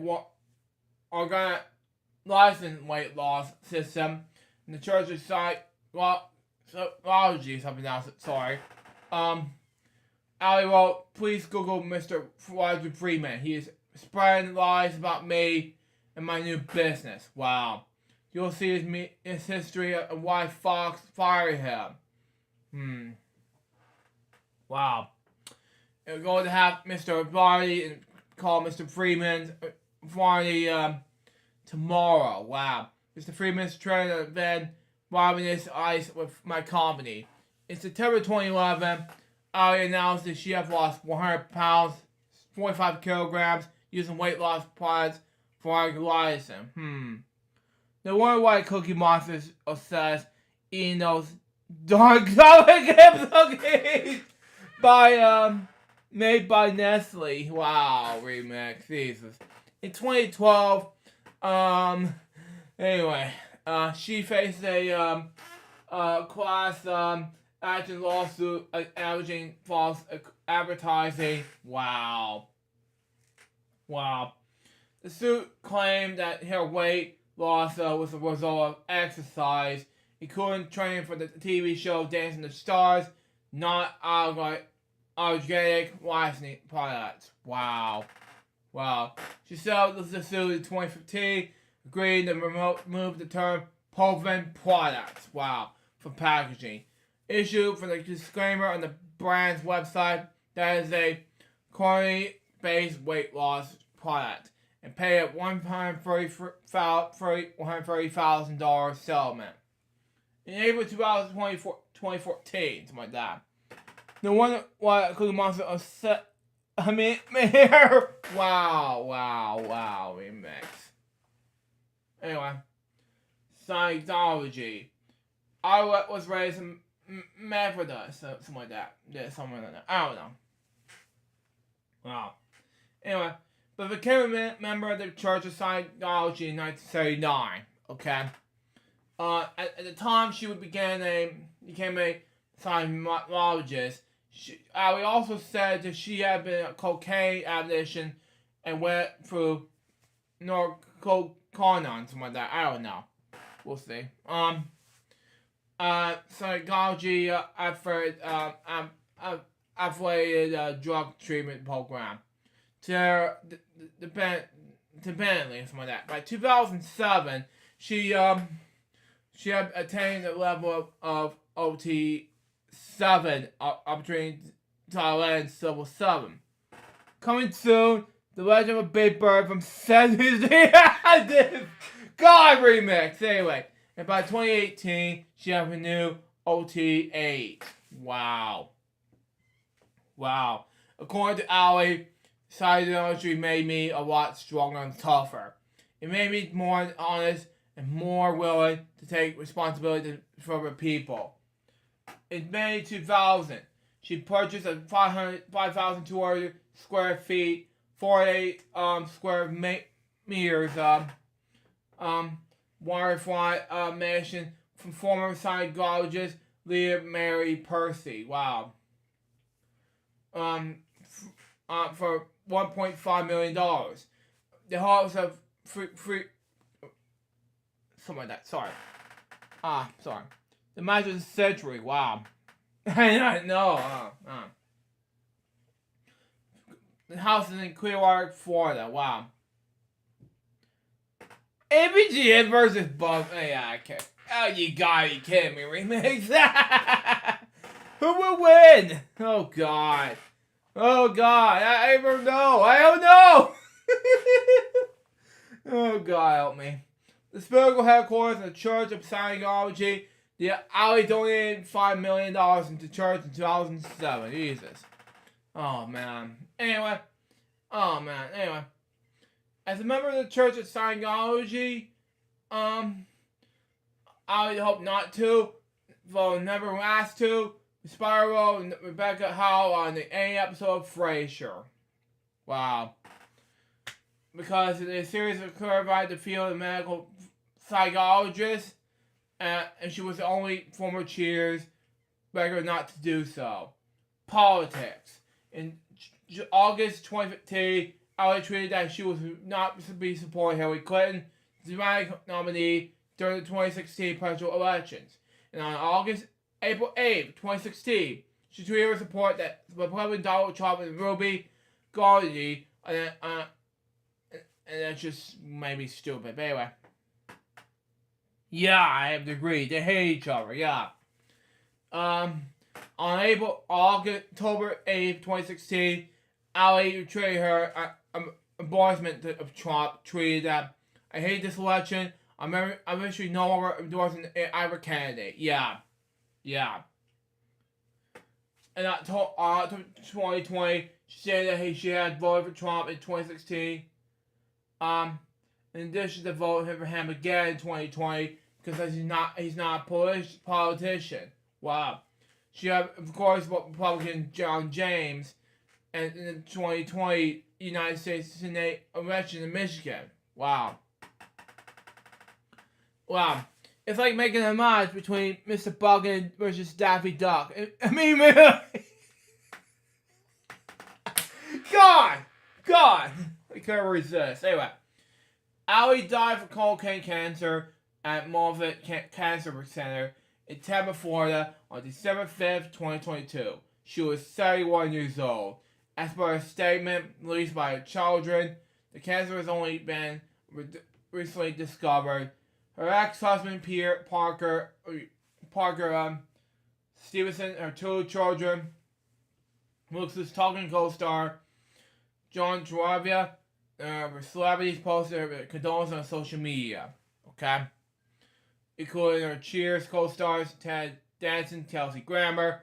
Leah Pearlman also received statements memorizing her. My next topic has to do with Angelo Badalamenti. Okay, he was an American composer and arranger, best known for his work in composing for films. Okay, he mainly is known for collaboration with director David Lynch, normally Blue Velvet, the Twin Peaks saga of 1990 until 2092 to 2017, The Straight Story, and Mulholland Drive. He received the 1990 Grammy Award for Best Pop Instrumental Performance in his Twin Peaks theme.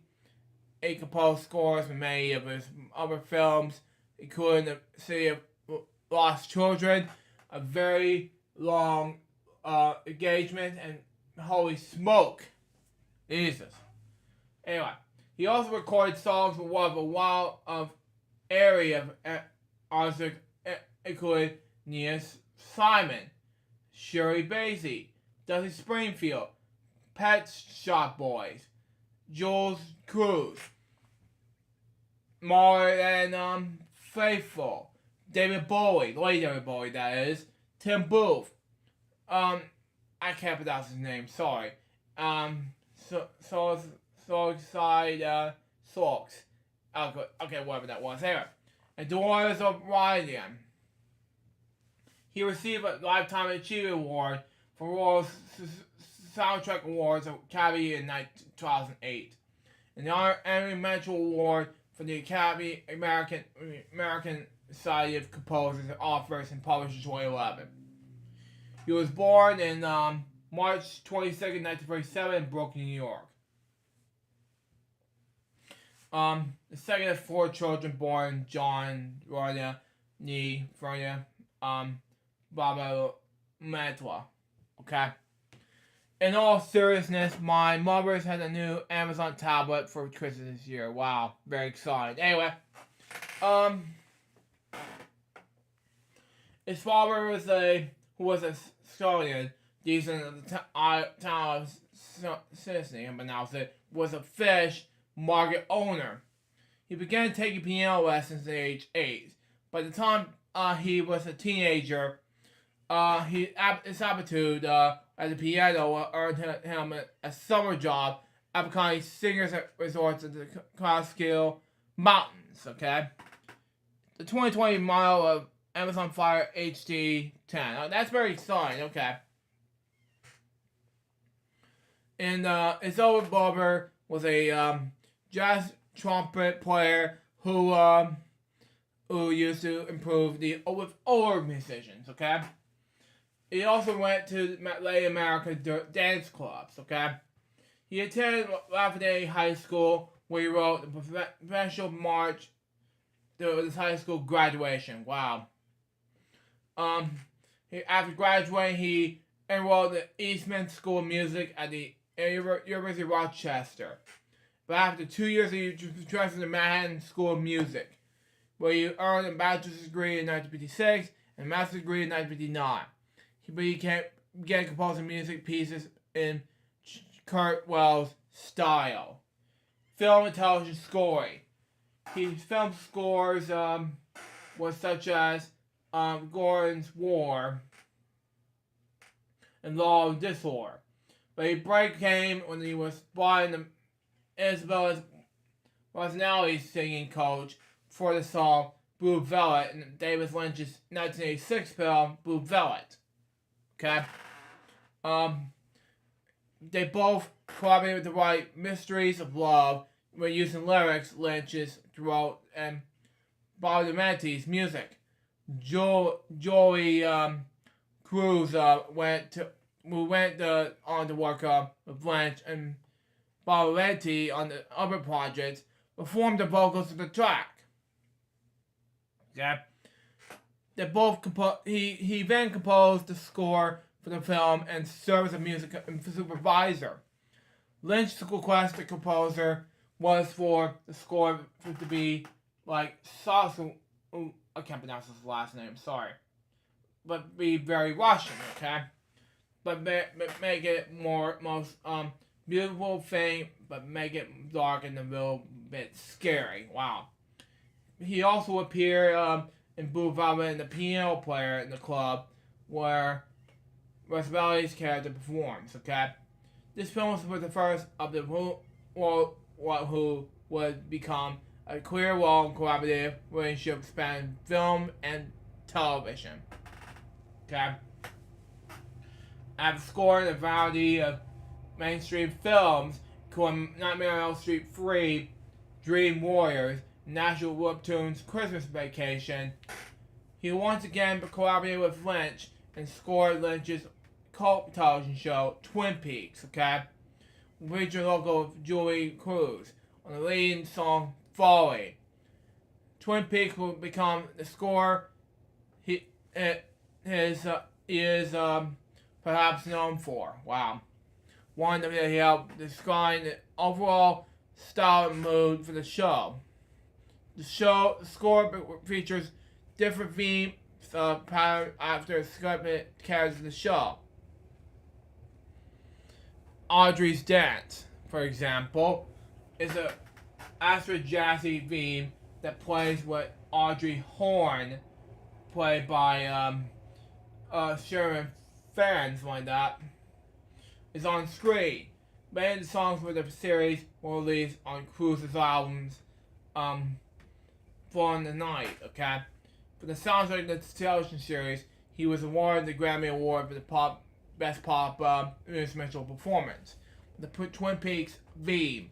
It's also earned him a gold Podgame for the RIAA, something like that. I don't know. Other religious projects where he worked on, including the movies Wild at Heart, Twin Peaks, Fire Walk with Me, Lost Highway, The Straight Story, Margate Drive, where he was a small world as a gangster with a funky taste in the Inferno and Rabbit, as well as the television shows On the Air and the Hotel Room. Other projects with other directors he worked in include the television film, something like that, Witch Hunt, and the films Naked in New York, The City of Lost Children, Very Long Engagement, The Witcher Man, something like that, I don't know. Dark Water and Scaredy. He is also working the soundtrack for the video game Fahrenheit, known as Illegal Poverty in North America. He is a composer and director, Paul Striders on such films such as Autofocus, The Comfort of Strangers, and Dominant prequel to this Asteroid, something like that. I don't know. Anyway, in 1995, the year I was born, he was asked by Marianne Faithfull, something like that, to write lyrics and a song for the soundtrack of G. Perry's Joints, The City of Lost Children, the result of Who Will Take My Dreams Away. In 1998, he recorded A Foggy Day in London Town with David Bowie with the Red Hot organization's compilation about Red Hot plus Rhapsody. A tribute to George Gershwin's, who has raised money for various charities devastated to increasing AIDS awareness and fighting the disease. Wow. He also sent a demo song for him on vocals in recording company, and Bowie was the first singer that could try him back. In 1999, he worked with director Jane Champion on the song for the film Holy Smoke, and scored this music after a few days of working with Champion, something like that. In 2005, he composed the themes for the movie Nabia Before the Fall, which is the very adapted score by Norman Corbo, something like that. I don't know. In 2008, he composed and directed the soundtrack of Edge of Love. I can't pronounce his name, sorry. Sang Clara's Love, and Patrick Wolf and Beth Wallace recorded vocals in several other tracks. It received the Lifetime Achievement Award at the World Soundtrack Awards on October 18, 2008 in Giant Welcome. That night, he performed a concert at the piano with the Brussels. Okay, I'm going to pronounce this word. But anyway, Brussels Philharmonic Orchestra, directed by Dirk Bosse. And these two on following Solexy songs and Beth Wally on vocals. The concert spanned his whole career in selection of tracks with broadcast and broadcast television. Wow. On July 23rd, 2011, the American Society of Composers, Authors, and Publishers presented him the Bradley Metry Award for his accomplishments in film and television music. The 2017 revival of the Twin Peaks television series marked the continuation of his work with David Lynch, and its score features new compositions by him, as well as material for the original score. Wow. Collaborations. But since it begins, he collaborated with his other acts. In 1984, he contributed to Beatlemania by arranging, conducting, and co-writing a Christmas nominee single entitled Santa Bring Me Ringo, which be performed by Christine Hunter, okay? In 1966, okay, he co-wrote the song Vista to the Stars on Perry's Carey's album, the song from Way Out. In 1967, using the name Andy Brandy, I know someone like that, he co-wrote the song Pioneers of the Stars, Perry Kinsley's next album. Kayla Dobskill, I pronounce it. Violins, electric pop, pop music from the Way Out. That same year, he co-wrote with Norm Simon, I Want to Love You for What You Are. A number 54 pop hit for Ronnie Dove. Okay.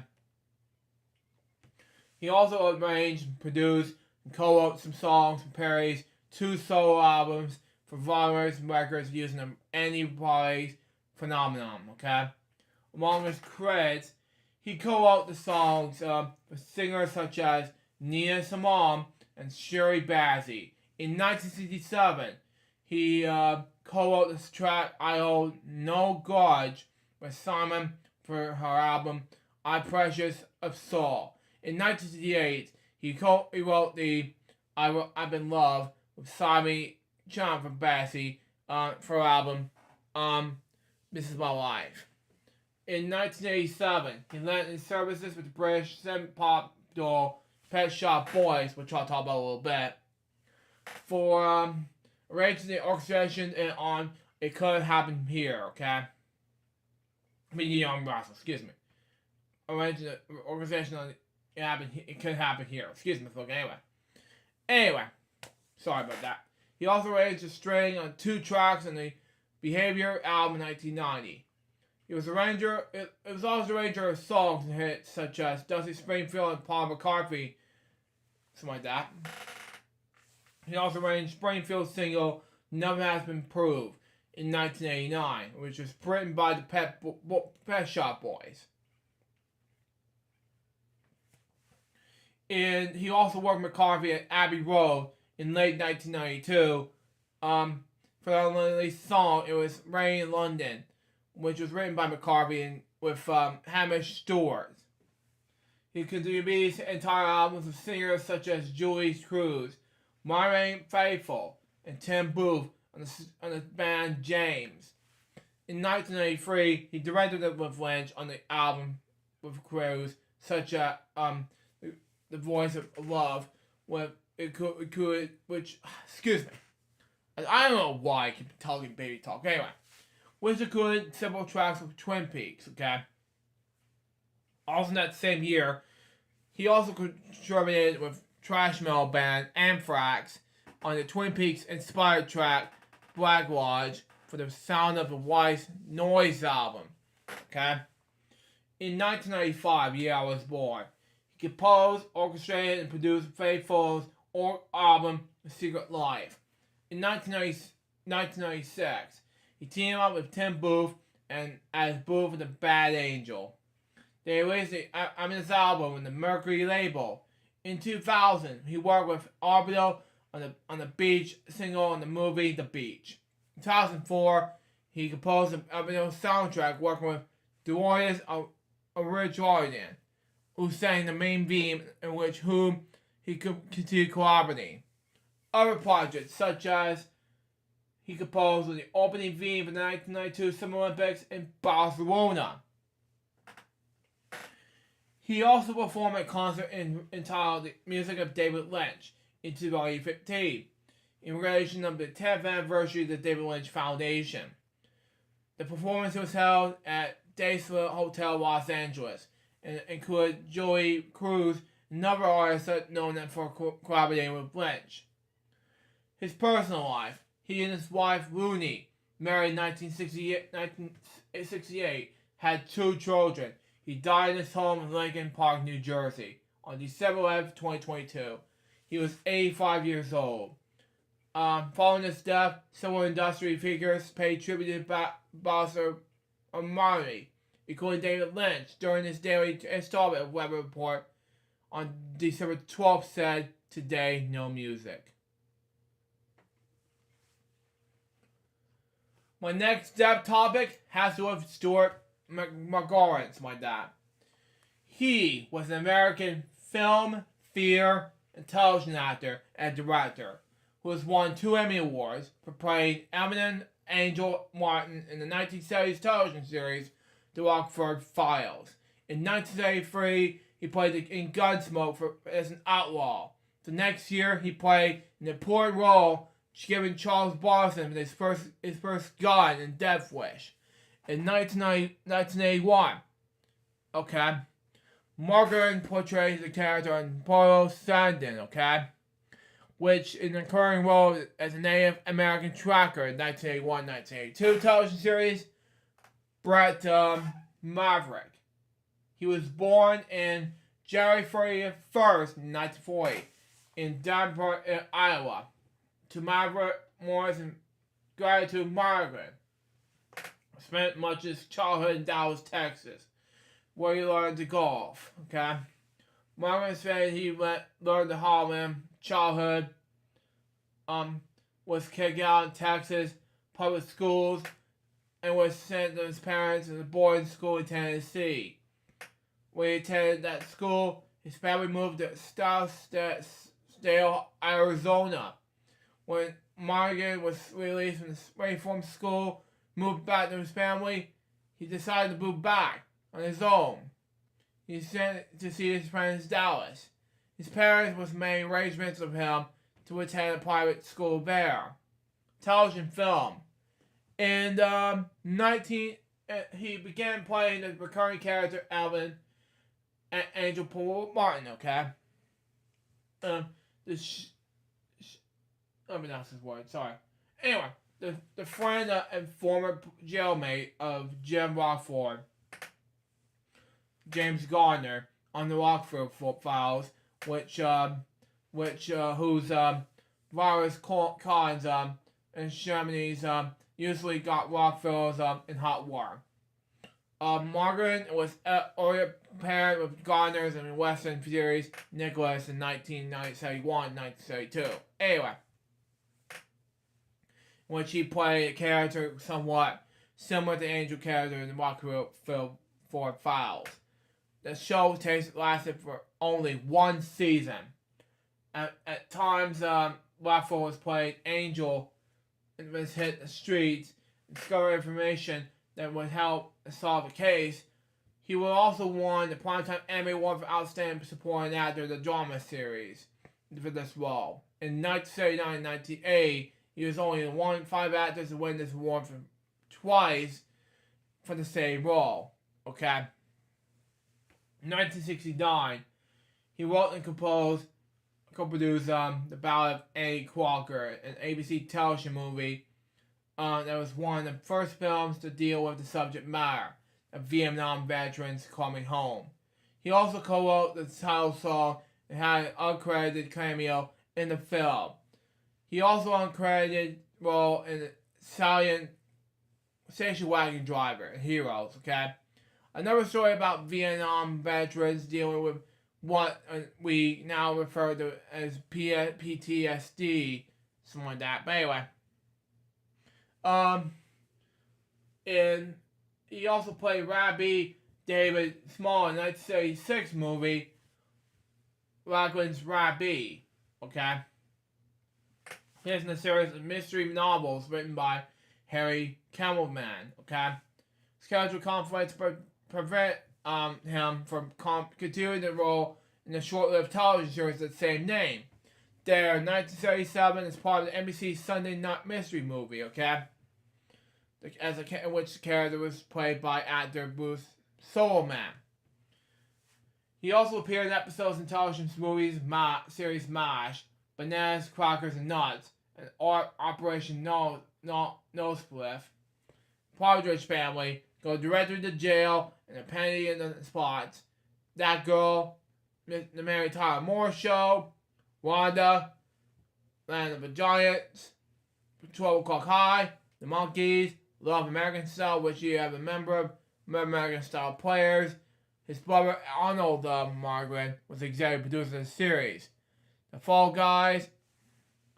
Now for fun time. Okay, that's fine.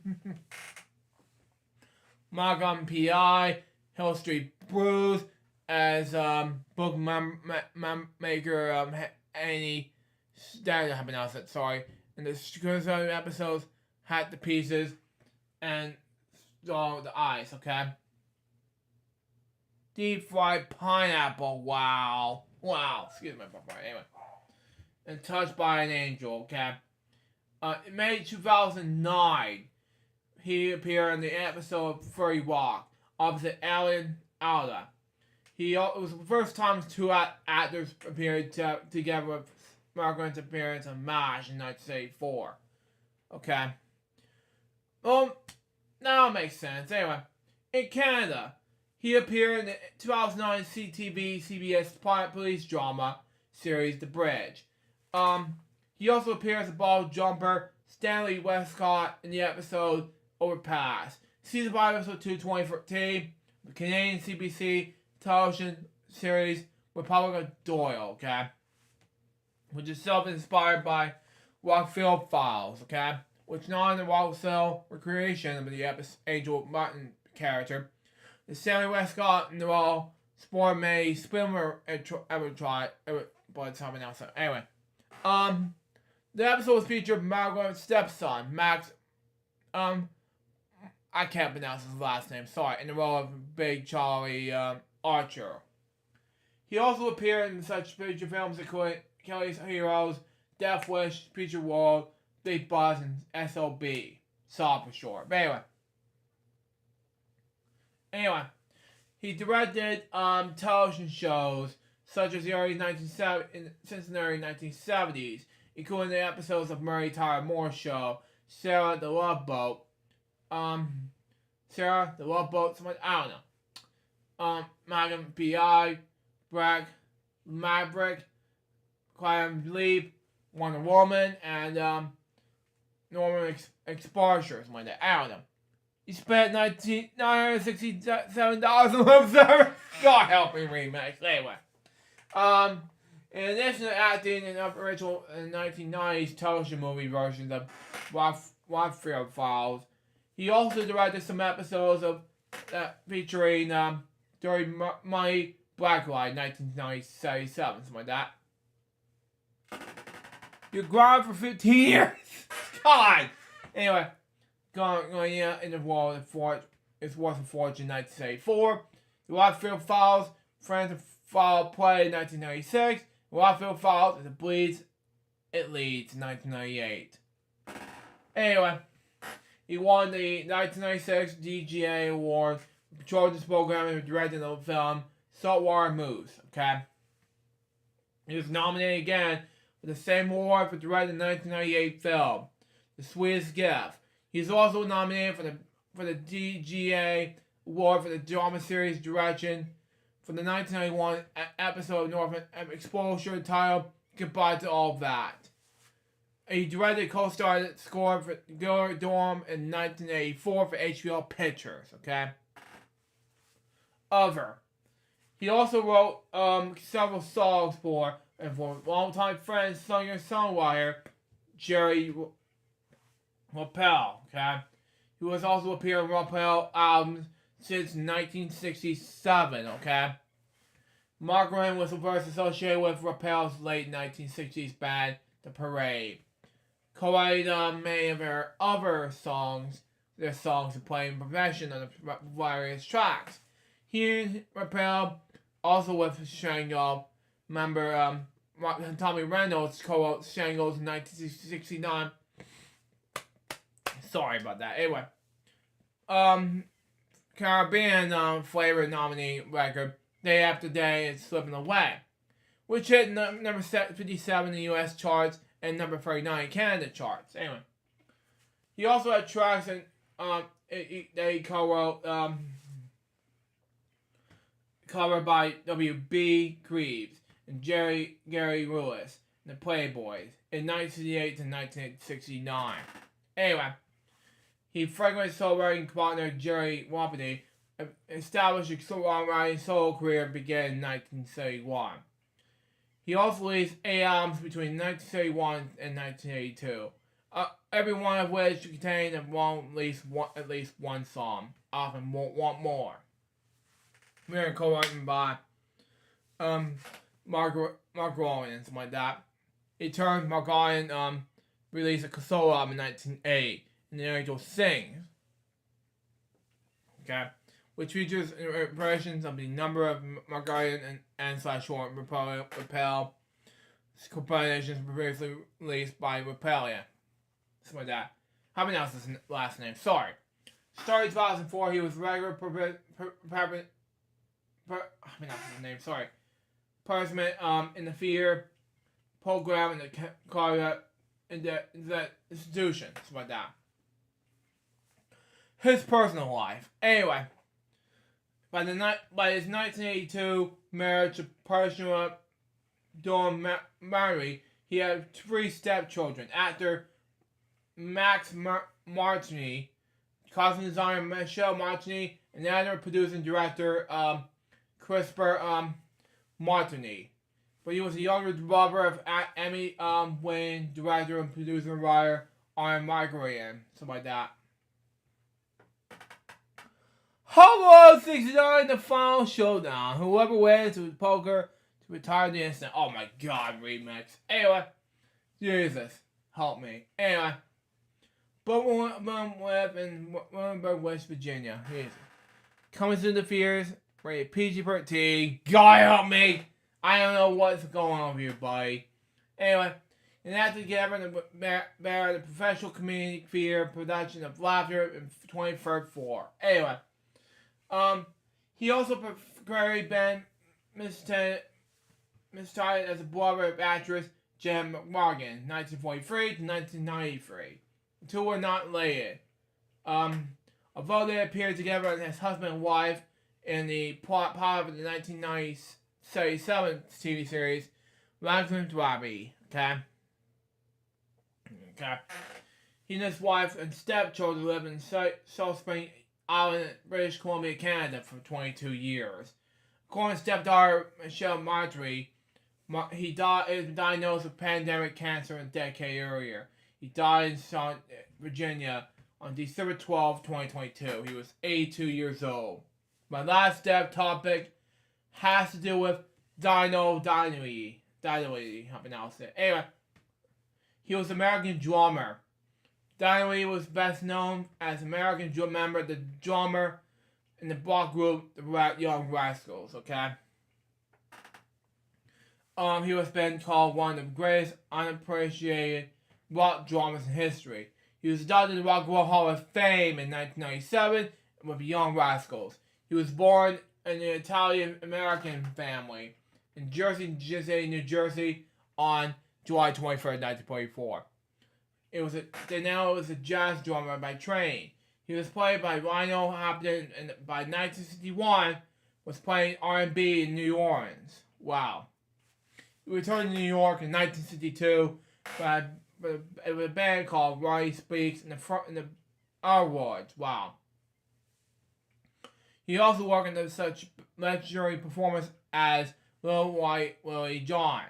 Donnell met Eddie Bergle, a pickup singer in the local R&B circuit, something like that, I don't know. And Felix, Rory, something like that, classically trained pianist in 1963. Later that year, Donnell and Larry traveled to Las Vegas to try the Casino Palace Band.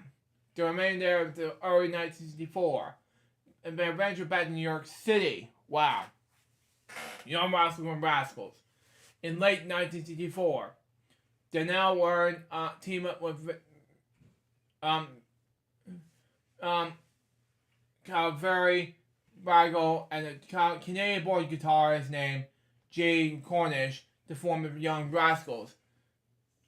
Those two traveled to Las Vegas in January 1963 and 1964 to back up singer Sandal Scott and her Scotties.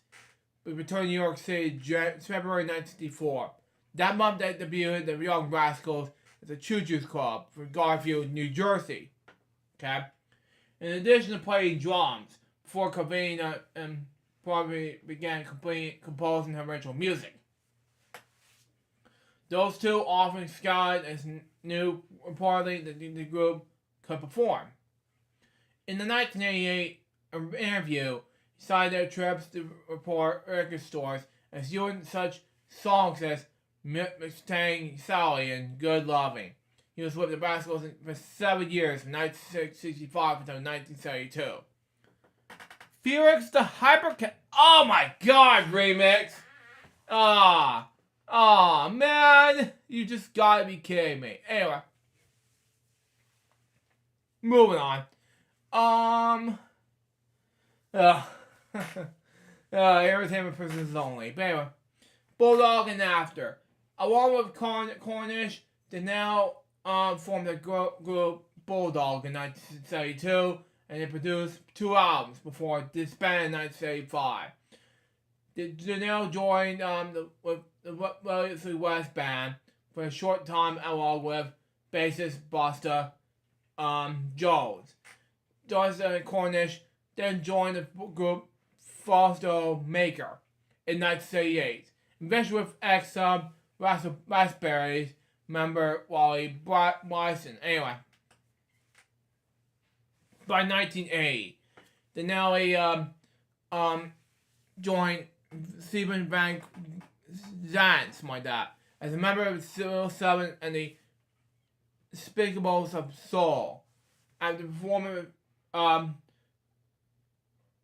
these two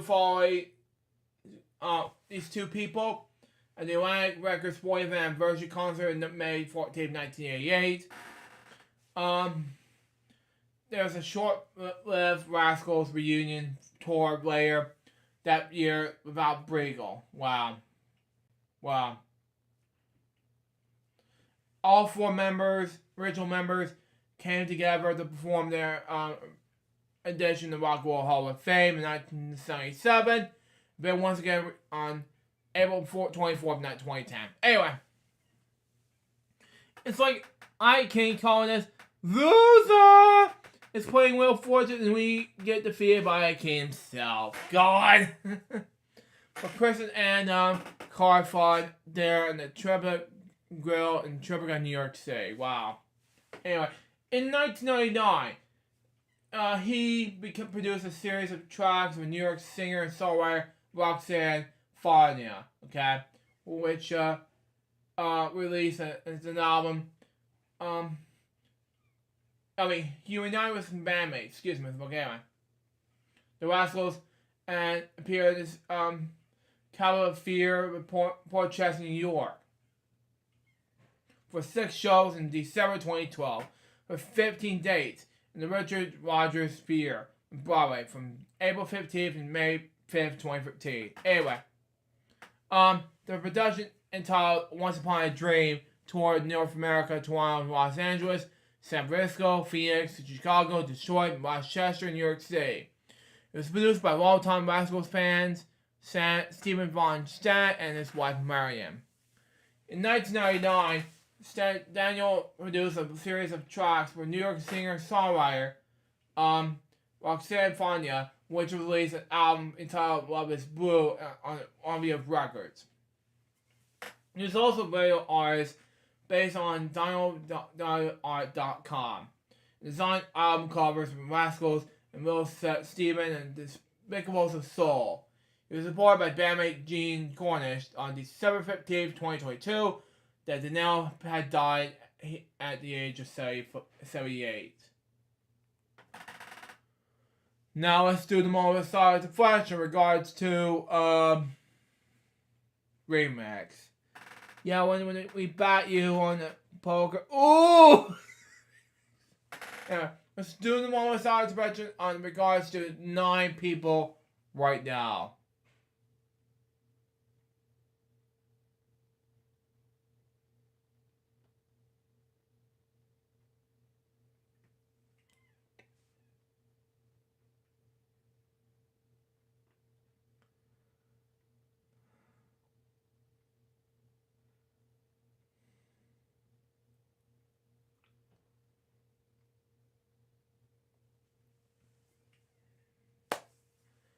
Thank you. Rest in peace, these 9 people. I have included Walt Disney in my list because Billy told me about this and he said, let's do Walt Disney. Okay, that's just fine. Anyway, the next topic, next two topics I talked about this in Crazy Bunch web show, and that is of course trial ordered for 5 men involving the plot to kidnap Michigan Governor Whitmer. Anyway, 5 men to turn over the trial Wednesday on charges involving the foul plot to kidnap Michigan Governor Gretchen Whitmer. Anyway, Michael Knoll, William Knoll, Eric Marner, okay, and Sean Vicks, okay, all of Michigan occurred providing material support from terrorist acts as well as a gun crime. Brian Higgins of Wisconsin Dells, Wisconsin, was charged with the providing material support count, okay? Judge Michael Spector ruled that evidence presented in the preliminary hearing that justified the trial in County, where Whitmer's Elks Rapids vacation home is located. The possessor said that abduction was about to happen. Wow. They said for the evidence scouted at the house and surroundings, and there was a talk about the blowing up to the bridge to keep the police from responding. 14 people, 6 in the federal court, and the state courts, okay, were arrested in October 2020 and charged in backing the scheme, okay? In the version of Archinary, something like that. FBI agents Hank and Paula testified during the 4-day hearing in August. He described some participants as members of self-styled militaria groups favoring violent retaliation against the government known as a boogaloo, okay? Adam Fox and Barry Droff Jr. described ringleaders as convinced of conspiracy in the federal court on August 23rd this year. Ty Garvin and Caleb Franks already plead guilty, while Daniel Harris and Brian Cazasha were required at trial in April. The state case Joel Morrison, and father-in-law Pete Moscow, Paul Bauer, were found guilty in October supplying material support for terrorist act and is a member of the group known as Warrington Watchmen. Wow. I do have some cartoon explosion news for today's episode, and yes, I'm concerned killing Game On Live in favor of remixed games. Wow. It's just very excited for remixed games coming up. But anyway, the Noah brothers, Higgins and Moyer joined trips and inspect Weimer's house from outside while Fix helped them find it. According to evidence and presented at the state hearing, all five joined meetings and primary training sessions while which the plot was discussed. The Michigan Attorney General's office said in the court filing, the court was largely involved from targeted law enforcement to politicians and good general to lastly the plot to kidnap Governor Weimer, the brief said. Anyway, each department made statements recording an audio, video, online, chat conversations that had the similar purpose of crossing the Boogaloo, something like that, I don't know. It go up laundry with the goal of seeing civil war erupt in the United States and its overthrow of existing governments. Defense attorneys said during the hearing that some of the recordings came from the third parties and could be trusted. Wow. Anyway, my next topic has to do with Max. I talked about this Crazy Bunch web show episode number 82, and I'm going to talk about it now. Anyway, Max could be named of merged HBO Max Discovery Plus service. Warner Bros. Discovery set the spring 2023 to debut of a combined streaming platform. Anyway, this mashup of HBO Max Discovery Plus is likely to be called just Max. Anyway, according to the new report, lawyers with Warner Bros. Discovery invented Max as a new name for the combined HBO Max Discovery Plus service, CNBC reported. Sorry, anonymous sources, okay? Well, other names are being considered. Max's top choice per the report, okay? It wrapped for Warner Bros. Discovery decline to confirm that Max would be the leading choice in the name of the service. That said, the company is still discussing what the combined service we call. Okay. Warner Bros. Discovery move up its plans U.S. launch. Okay. Of a combined U.S. HBO Max Discovery Plus platform in spring 2023. Okay. Accord is what it had been aiming for previously. CEO David Zions said in the media company's earnings call last month. Okay. At the end of the day, putting all this content together was the only way we saw the making an inevitable valuable business. J.B. Burdos, president and CEO of Global Streaming and Games and Warner Bros. Discovery, said this summer when combination plans were first announced. Okay. Anyway, bring HBO Max and Discovery Plus together as aimed at current, and so there's something for everyone in the household, he said. Okay. Whatever the name ends up being, WBD will preserve HBO as one of its major brands, preserve total analysis. HBO will always be the beacon and the human brands that stands for television quality. Okay?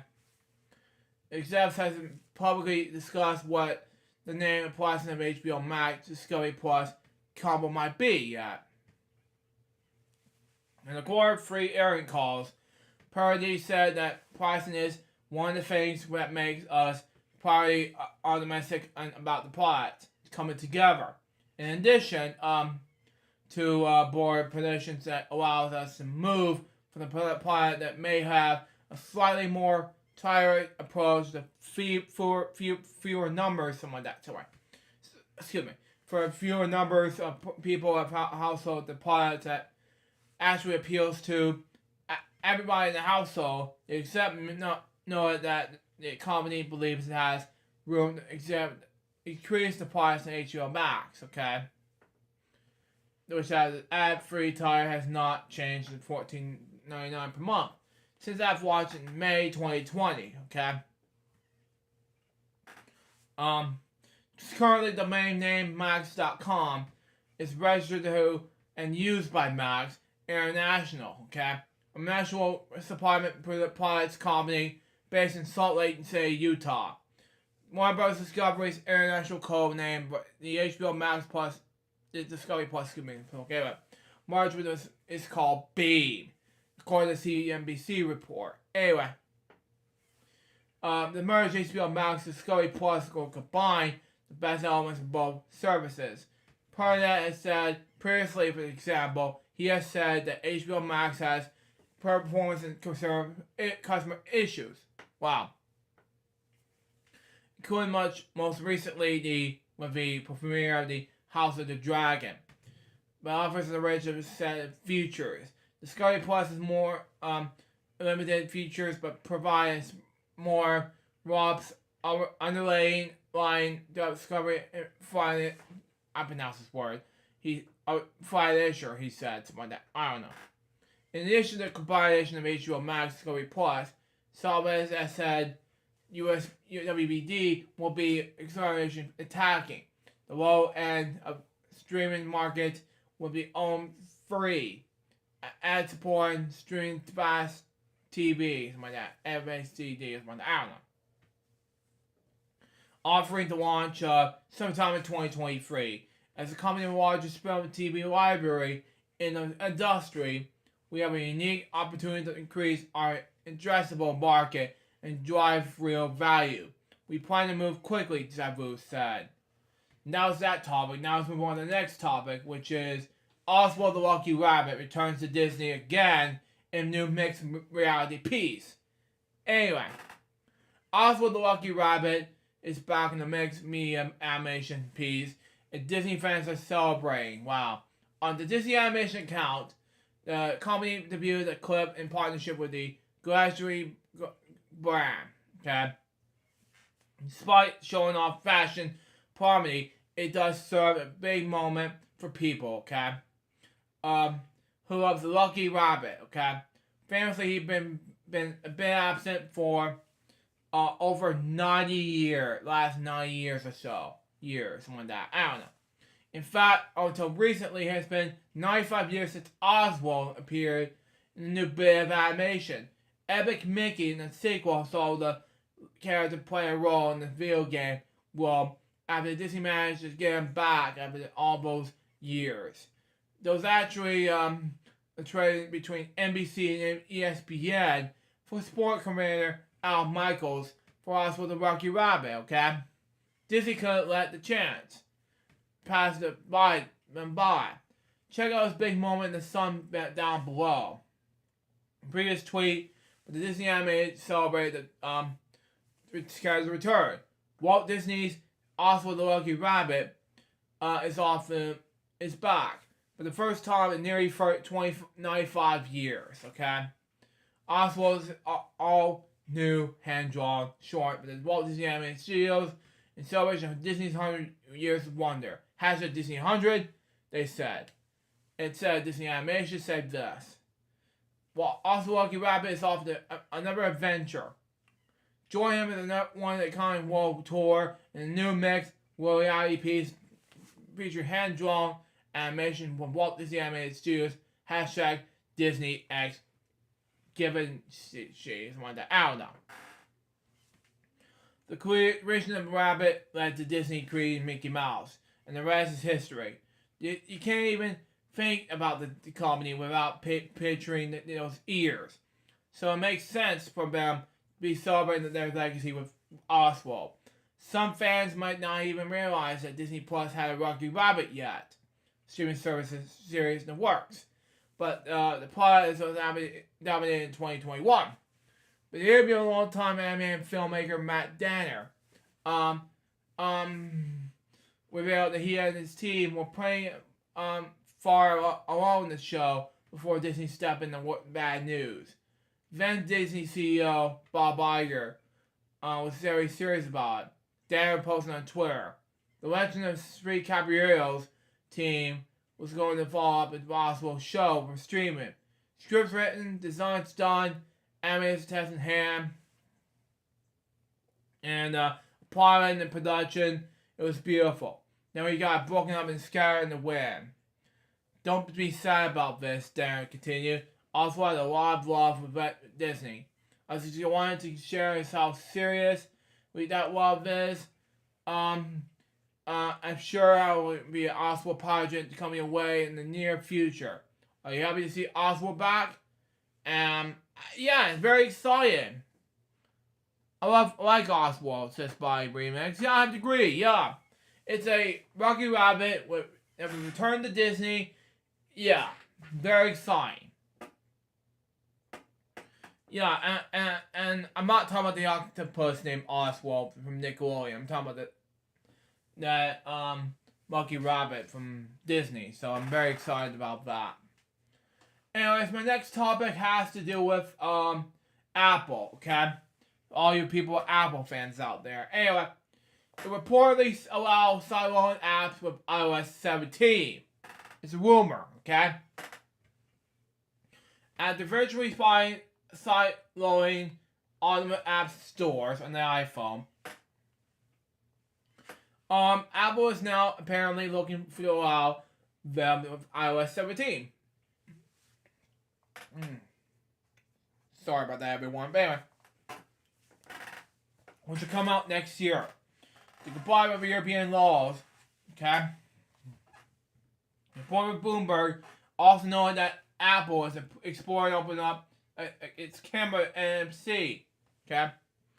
He was an Epic Mickey too. Yeah, I have to agree. Yeah, I talked about this in an episode before. Anyway, NFC near field communication stacked the developers. Anyway, the Wii U version wasn't the greatest. Yeah, exactly. The Bloomberg report stated that Apple's sideloaded project was, as already stated, under the company's engineering VP, Andreas Wigner, okay? Who reports that to Greg Gregory, something like that, Apple Senior's VP of Software Engineering. The project also reportedly involved senior executives such as Jeff Robin and A. Koo. Okay. Europe's digital marketing at DMA for short, will come into effect next year.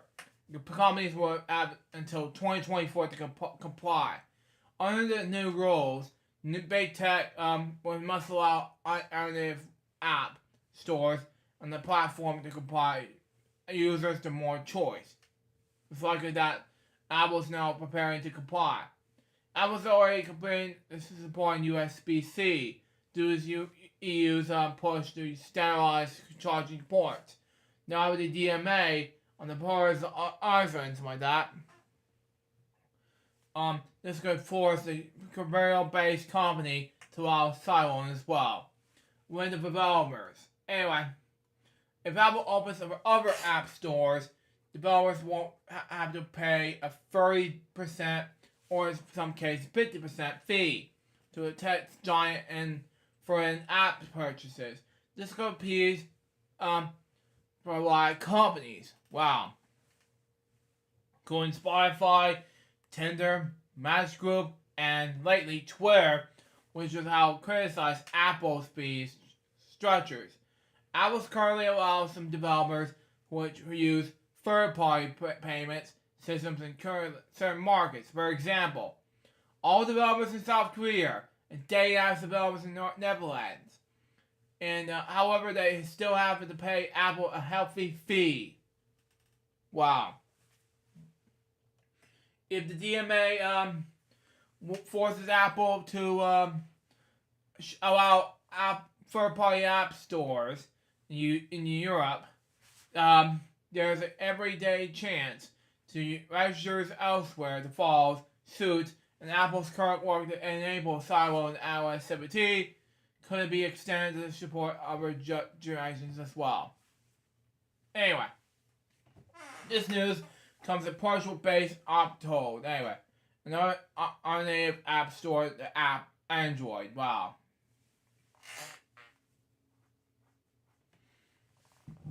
It's launching iOS version of the Jailbreakers. Wow. The company's co-founder and CEO, Paulo Transos, and told Church they believes Apple will indeed open the third-party app stores. Wow. The Bloomberg report also noted that the new EU Europe rule to strong arm Apple to open up more parts in the ecosystem, okay? Including the camera, NFCs, stack, and browser engines, okay? Currently, opposite browser and iPhone, including Chrome and Firefox, hasn't used Apple's WebKit, okay, engine. Well, Apple is concerned, removing that constraint, okay? We might have to wait for Apple's official announcement to see how other engines could work on iOS and what features could enable you in other browsers, okay? Now, okay, that was good enough. Anyway, open the NFC stack could mean they decide that Apple Pay is other products, okay? And okay, open the NFC stack would mean that aside from Apple Pay, excuse me, okay, anyway. Other payments companies could integrate their service for tap to pay. Apple's already faced criticism for Europe, which said in February that stereotype for contactless payment like NFC should be open for all providers. Okay, that this could allow Apple competitors like Stripe and Square to build their own integrated solutions for iPhone. And finally, Apple's stance, what that I've been announced. Anyway, Apple's executives have slowly opened how bad sideloading would be for users. Security. Anyway, it can even introduce a developer mode for iOS 16 to prevent users for unnecessarily installing potentially harmful software on devices. Okay, issues including sideloading and iOS and App Store fees have been the center and focus of Apple's long-standing Epic Buy as well. In both Netherlands and South Korea, where Apple has been forced to open its platform just a little bit, the company's made it organization for developers to adopt third-party payment systems, okay? And mandated that apps makers must show warnings to users that or they are about to use the automated payment system. In some cases, Apple has asked them to submit a separate app file to promote a market, while technically supplying the local regulatory rules. The company is agreeing the friction that so that developers consider switching their payment systems. Now here's a picture seen here from Apple, the watch tile trade ball watch for $1, and a picture in English in the bottom and Korean in the top. So there you go. Anyway, similarly, it's Apple does open excuse me, okay, anyway, things up to comply with Europe regularly with iOS 17. If you choose, make life difficult for both developers and consumers, meaning that they only must technologically savvy users who choose the sideload. Much more. The company could display banners and warnings about using third-party app stores. The turn would be switchers from sticking with Apple's App Store, calling an app fairness, could have fight against big tech platforms such as Apple and Google for fair distribution with members of like Basecamp and Match Group, okay? And Spotify said in the statement that there was reports about Apple allowing standalone and the validation that they have a chokehold validation, okay? Anyway, it is clear that Apple is only yield physical control of the distribution of apps and iOS devices, and the exploration of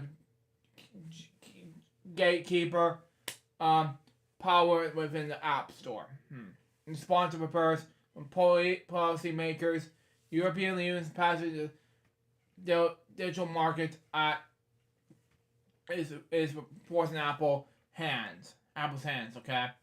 And support strong efforts of the law is vital and led in the playing field for developers in the mobile application ecosystem, it said. The organization argued lawmakers in the U.S. to take note in the past the Open Markets Act, OAMA for short, which could force Apple and Google to allow third-party app stores siloed on native payment systems as quickly as possible. Epic's twin Tim Sweeney threw his hat in the ring as well, urging Congress to step out and follow Europe leads. In a Twitter statement, said this: Mark Gurman, like Bloomberg, said Apple is preparing for open iOS and competing app stores, but only Europe. This would leave American developers and firms in the nation where Apple was founded. Congress has passed with Open Apps and Markets Act, Twim Sneeze said on Twitter. Now, Apple did respond in text search questions in the time of publishing, but we'll update here or we'll hear back. That's that topic. Now let's move on to my next topic, which is about the next topic. It's the teen who trolled the Game Awards to shout out Bill Clinton, explain why he did it. Now, first off, like Will Smith did, isn't the only look like Will Smith isn't the only one confusing the awards show this year. On December 9th, on December 8th, that ruined the show, the Game Awards show on December 8th, 2022. But anyway, the Game Awards returned to Microsoft Theater in Los Angeles on Thursday night to celebrate the year's top video games. However, the evening game came in the baffling end when the teenagers sneaked on stage to shout out the former president of the United States. I figured I wanted to nominate this award to my reformed Alpha Rabbi Bill Clinton. Thank you, everybody, he said, stealing the shine from the Ellie Ring team, which won the Game of the Year. Wow. The team was prominently concerned off stage by two security guards wearing suits. Minutes after the ceremony ended, Game Awards creator and host Jeff Garvey tweeted, "Eventually will erupt in our Game Awards Game of the Year moment has been arrested." Wow. Say on Twitter. In the email statement Friday, Officer Michael Cruz on the LAPD told the Times that a report was taken in the 700 block of Chickhorn Court, when the ceremony's venue was located. He confirmed that the suspect was detained, but not arrested for very examination. That was stupid. He's just wanted his 15 minutes of fame. Wow, exactly. California-based YouTuber Van Evan admitted on Friday that he was the ceremony's crasher.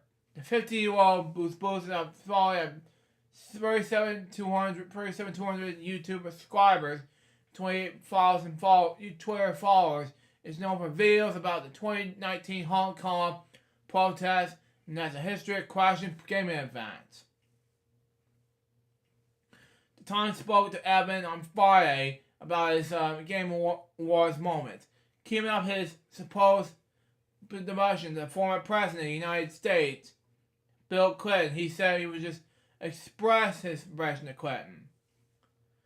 I look at it, the nomination night was just kind and devastated to see somebody and I was admired to much to just be left out, Evan told the Times. Clinton was had to be represented in the actual video games, including the Political Machine franchise, was president from 1993 to 2001.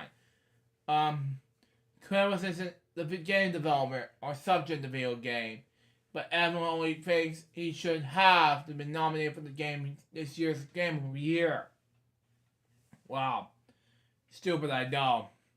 Anyway, during the video interview on Friday, Evan continued his bit and explained how his Game Wars start came to be.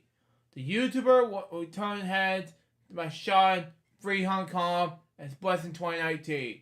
Says he planned months ago to storm the stage. He initially purchased a ticket for a seat that wasn't really a good one, but snagged another close to the stage, he said. On Thursday, Evan was so sad by the God of War team, thinking it was going to be to win the top prize after sweeping several categories, okay? But he didn't rush up and catch up to when the Aaron Ray crew, playing the developer Aaron Miles Glasky. If it didn't have what happened, I wouldn't have budged the ticket, Evan told the Times. I was expecting to go, I won't go there. I would make my statement. The Times confirmed Friday the Game Wars were bluster with security confederates for future events falling in this incident. Wow. Evan claimed the tragedy statement about the reform Oxford Rabbi also get terminated. For the record, Clinton is a Baptist. The YouTube personality explained that his message was about people being as good as Bill Clinton, and the process of good living in this good country where we all have the freedom. Wow. However, his assertion wasn't initially clear to the Game Wars audience. Some social media users described Evan, who says he's Jewish, as an anti-Semitic, citing his Clinton comment and Yesie's shoes. Wow. Twitter users also resurfaced in 2020 interview with SARS host Owen Schreiber. He claimed that his Clinton reference wasn't intended to be a dog whistle from far-right comparisons. Instead, he came off as a wise way to praise Bill Clinton. Wow. Naturally, the Game Wars shocker field meme material. Twitter users dubbed Evans as a imposter. Okay. Reference a Manfred-like party game Among Us and programmed the former president into Ellen Rain to poke fun at the moment. Twitter boss Elon Musk shared his own Ellen Rain meme in the congratulatory message to the team beyond the from software fantasy game. In his image too was a screenshot of developer Miyazaki message making his way to the stage when Evan close behind. Okay? You cannot fast travel when enemies are near, when said the meme, referencing the game's combat mistake, something like that. Despite getting Musk's attention, Sorry about that. Even said it looks up the only two people himself, and you guessed it, Bill Clinton.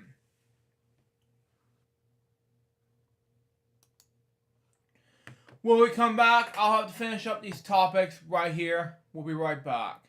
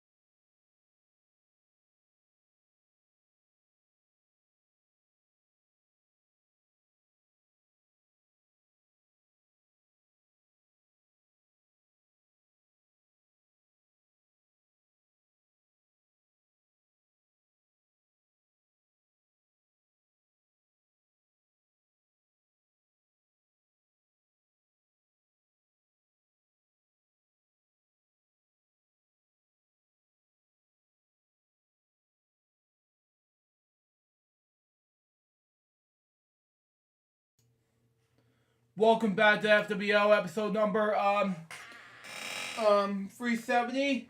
Right here on Tube Disney. Oh man, God help me. I couldn't resist remix. Anyway, oh man. Anyway, let's get back into topics right now. Shall we? See what we got for us. Anyway, Warner Brothers Discovery launches ceremonial celebration of 100th anniversary. Anyway, Warner Brothers Discovery has announced celebrating every story. Anyway, kicking off a campaign commercial for the 100th anniversary of Warner Brothers Studio. Anyway, the name Warner Brothers is synonymous with entertainment, and we are honored to be celebrating this comic studio's ceremonial into rich age and stretches back into four brothers who founded it in 1923. Wow. Warner Bros. Discovery CEO David Sloss said in a statement, over the past 100 years, Warner Bros. Has created some of the most recognizable and beloved films, okay? TV shows and characters ever made, and have been the most places that passable storytelling that most define and reflects our culture, okay? We are excited our company's bright and dynamic future, and as we embark the second century, wow. To continue to tell the kind of great stories that today we are informed, inspired audiences around the world. Warner Bros. Was first founded by Albert, Sam Hackey, and Jack Warner, and incorporated on April 4th, 1923. Warner Bros. Discovery plans to celebrate every story run throughout 1923. Wow. And passing special programming around the event. Okay? produced by WB Unscripted Television, a pre-part documentary on the history of Warner Bros. Will debut on HBO Max, programming marathons, and special episodes will feature across the company's domestic and international networks. Terror classic movies will take a year long and managing of Warner Bros. Titles. Warner Bros. Home Entertainment will release a series of films and TV bundles on digital and home media. Okay. Live events tied the cinema will include a candlelight concert series that will feature across various cities. April's TCM Classic Film Festival in Los Angeles, limited engagement fraggle screens of WB titles and more. And that's all for that topic. Let's move on to the next topic. And that is, and if you watch this remix, okay.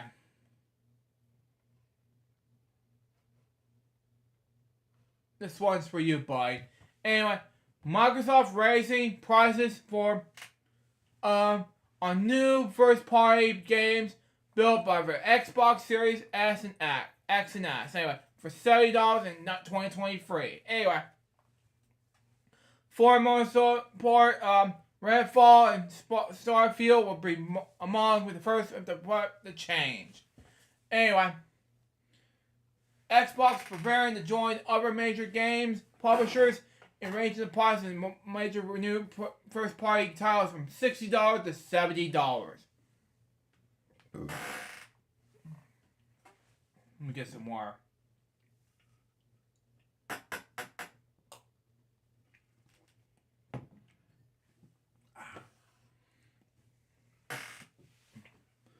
Beginning in 2023, games built from Xbox Series X and S, including Forza Motorsport, Redfall, and Starfield, will cost $70 USD at launch. While Xbox has noted that regular pricing may differ, okay? It is not yet given, especially for other countries. The price reflects the content, scale, technical complex, and these titles, the Microsoft spokesman told IGN. So if all games developed by our teams and Xbox, they will also be all available with Game Pass the same day they launch. Okay? You get the price will increase unsurprising given the that already this year the Xbox has had Prince Spencer said. Okay? Which is ridiculous. Exactly. That company wouldn't be able to hold its price forever. Okay? The Xbox will not raise price ahead of the 2023 holiday season. Xbox also not the first company to have done this. Sony, Ubisoft, and Take-Two Interactive have now $70 price points to certain new games. And Sony specifically have reported discussed raising that price even higher. Wow. As whatever they might mean, Xbox Series X and Xbox Series S, excuse me. Yeah, I have to agree. That is insane. Anyway, will also get more expensive. It's hard to say, but the PS5 is already getting a price increase in a number of countries. Nintendo has said that it's not ruling out an increase on the Switch in the future. When Sony announced its console price hike, Microsoft clarified that it has no plans to the same as the current Xboxes.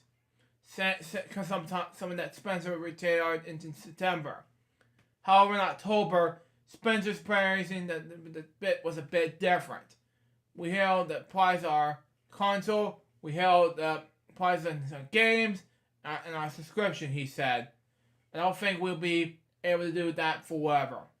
I do think that at some point, we'll have to raise some prices on certain things. Wow. Now here are some games that are going to be releasing at launch. Forza multiple screens in 2022, and here, okay, never mind. I don't want to see that screens like this, but anywho, next up, we're gonna close this up. There.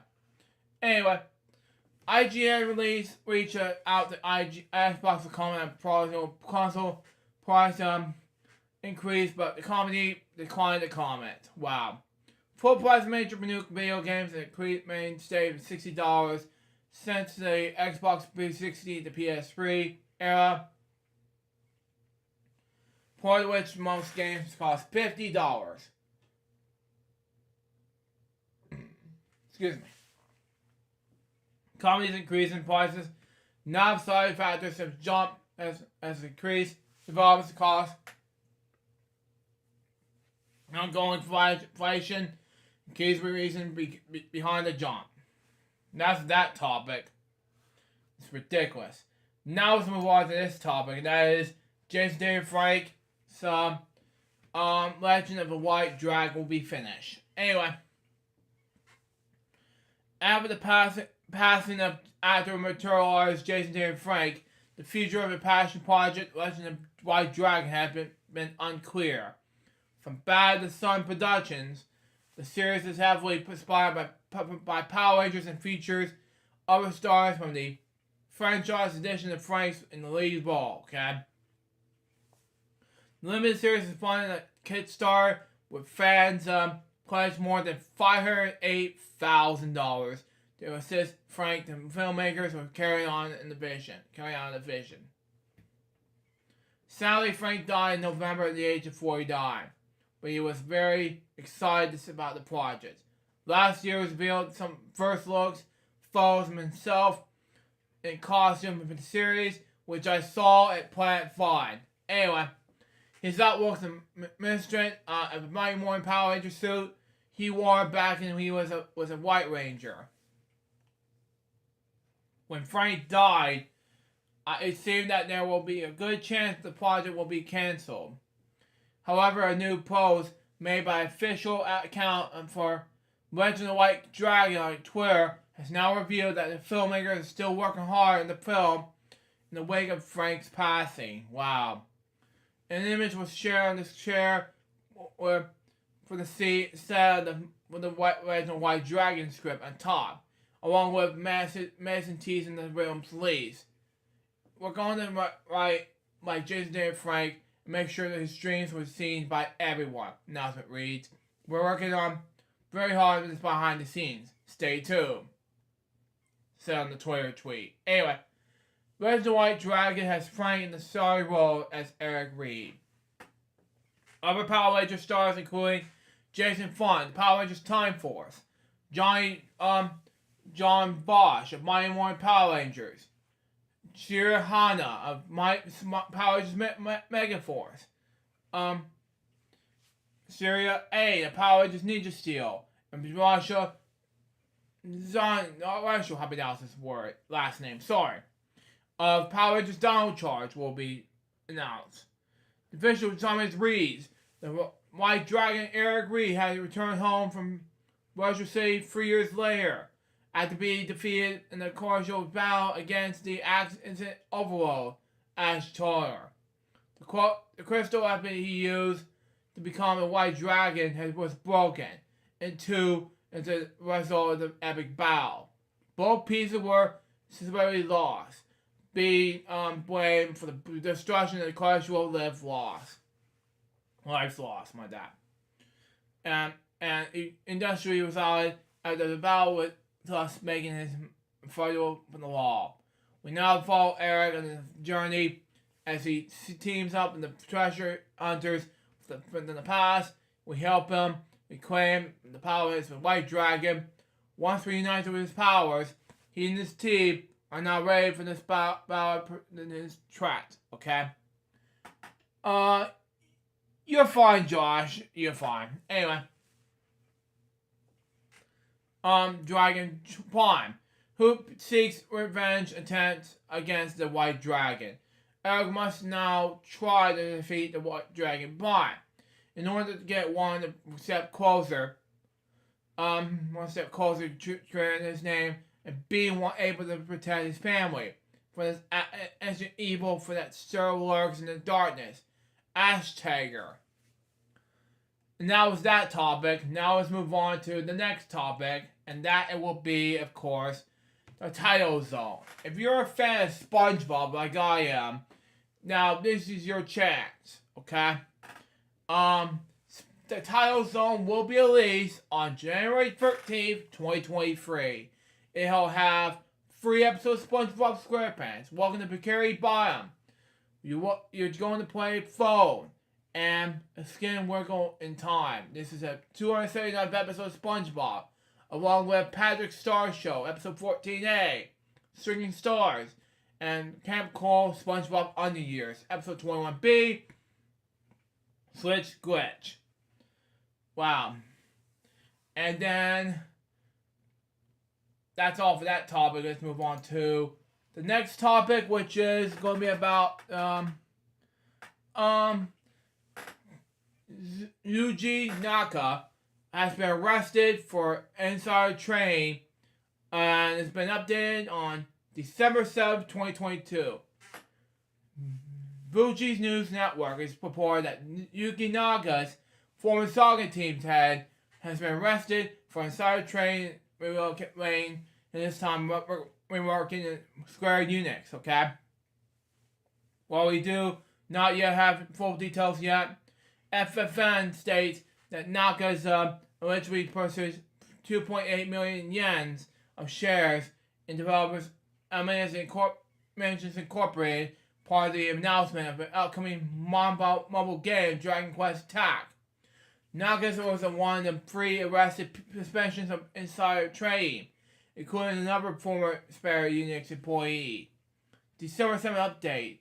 And according to Japanese news outlet, SG's, by way of BGC, that's what it is. Anyway, Nagas has been arrested again for the second insider trade charge.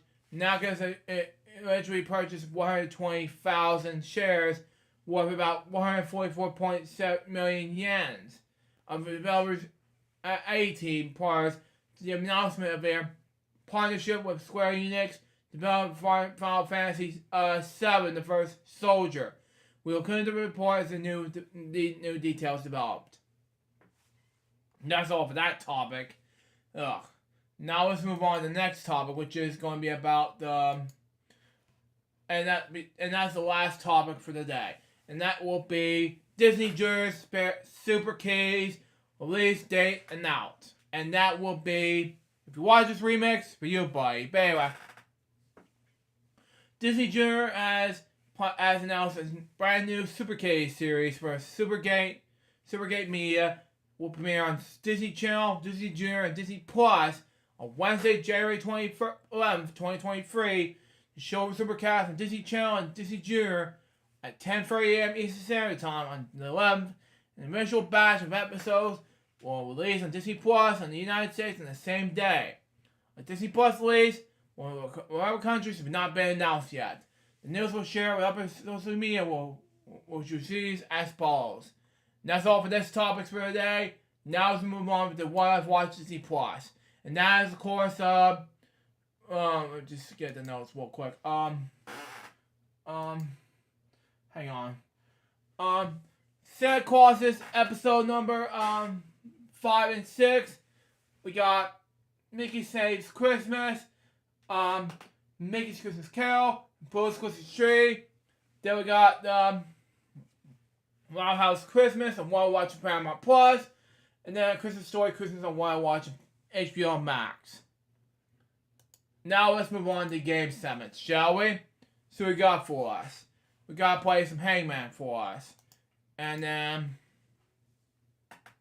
gotta do something. Anyway, so what I would like to do now, once we get done with this Hangman game, is play. I'm not gonna be doing Push You Up this week. We're gonna do it next week.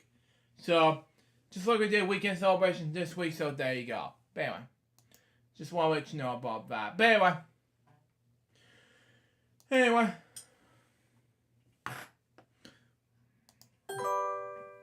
Category is fictional characters. I E A O T S U R N G L C.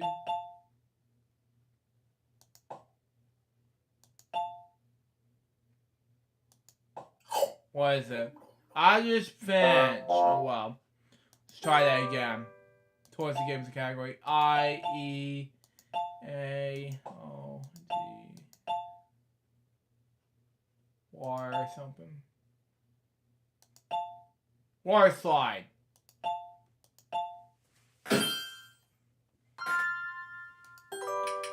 Anonymous category. I E A O.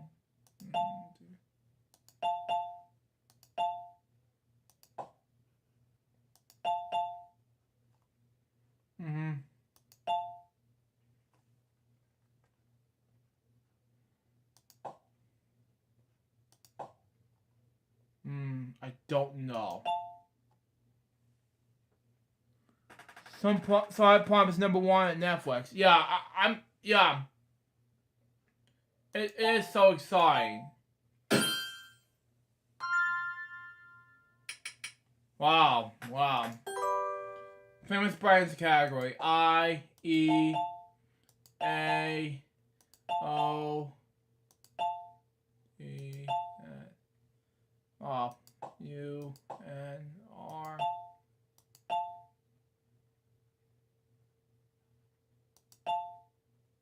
Wow. I'll do a cartoon explosion link as soon as it's done with this game segment. Stand by. O N G S R L. Wow.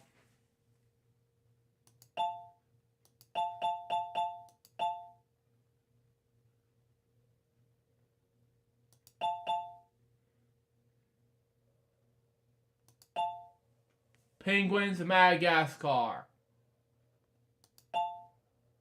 Is that even a movie? I don't know.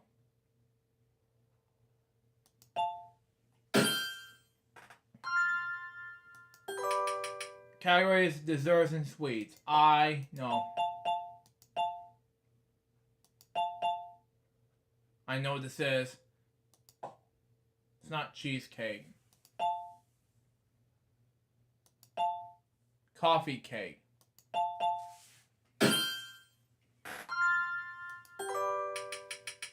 TV shows. I E. Oh yeah.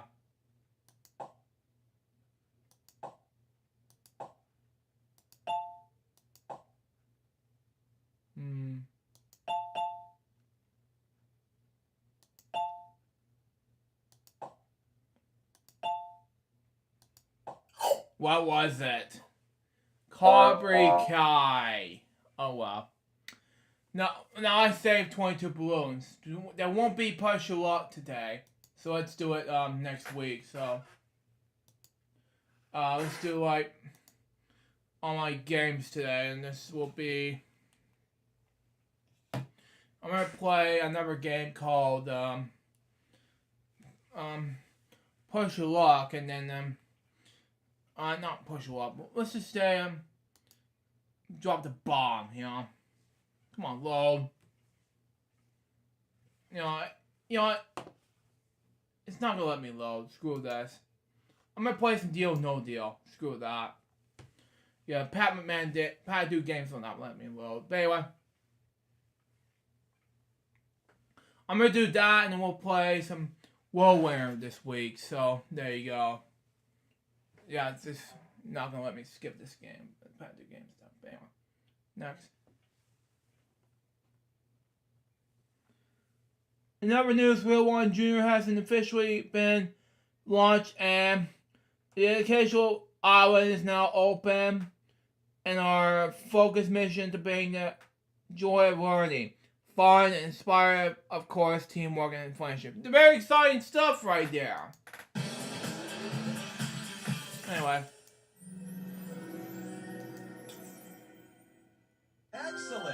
Wow. Nice one.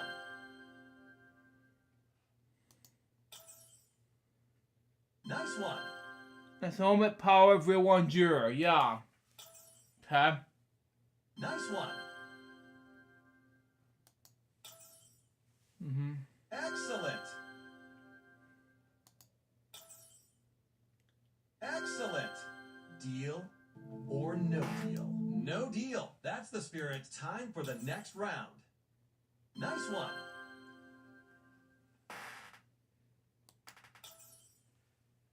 Excellent.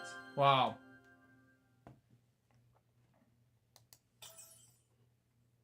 Nice one. Wow. Excellent. Wow. Excellent. Deal or no deal? Oh, very brave. Time for the next round. Excellent. Oh. Wow. $1 million. Shouldn't pay 21. Oh well.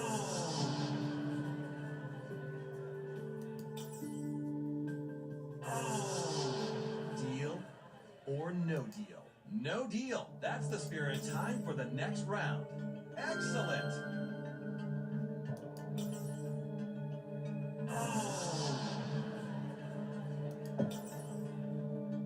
Excellent. Deal or Penny is on there. Okay. I'll take it. It's been a long time since the version dealing on the show. Well, it's not debuting FWO, by the way. It's debuting something else. It's debuting. It's in season 6. You know. That's just me. Anyway. Oh, did I accidentally? Hold on. What? Okay, hang on. I was gonna do World Winner, but oh well. Oh, okay, I got it. Anyway, worldwinner.com, and then we'll do one more game segment, and then we'll be done. Anyway, I'm gonna do that, and then we'll play. We're gonna play Super Plingo. If you watch this, Alex Paris for you, buddy. But anyway, we're gonna play this now. So we got, shall we? So we got for us. Though I have to save a lot of money for this. But anyway, this is the Buick for FWO, by the way.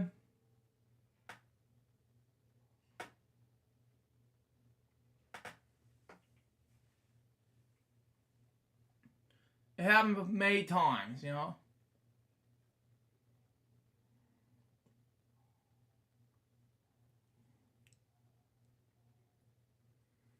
Man, come on.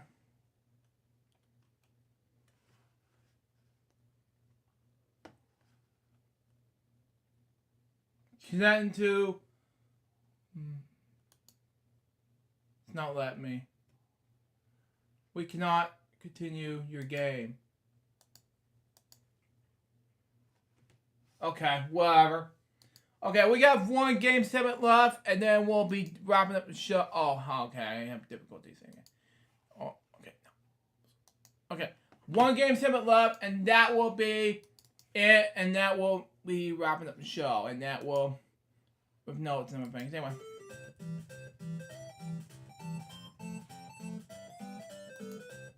You know what?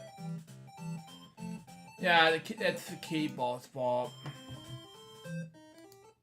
Yeah. Yeah, I think I'm blaming the keyboard for this. Yeah. Yeah. I think OBMU is not working for me, unfortunately. So, yeah. Yeah. I screw over big time. So, yeah. It's good. We're going to do these two until further notice. Anyway, that's all for the show. Before I end this off, let's do the notes. And then Josh Topping will do the Christmas thing. But anyway, that was screwed up. Anyway, we got December 16th, we got Crazy Bedtime Stories episode number 257. And then Bedtime Stories episode number 258. And then December 16th, we got Bedtime Stories episode number 257. December 17th, we got Bedtime Stories episode number 258. And then 3 projects to do on December 18th. Billy's Christmas special live stream. Crazy Bunch web shows number 98 free. Bedtime Stories episode number 259.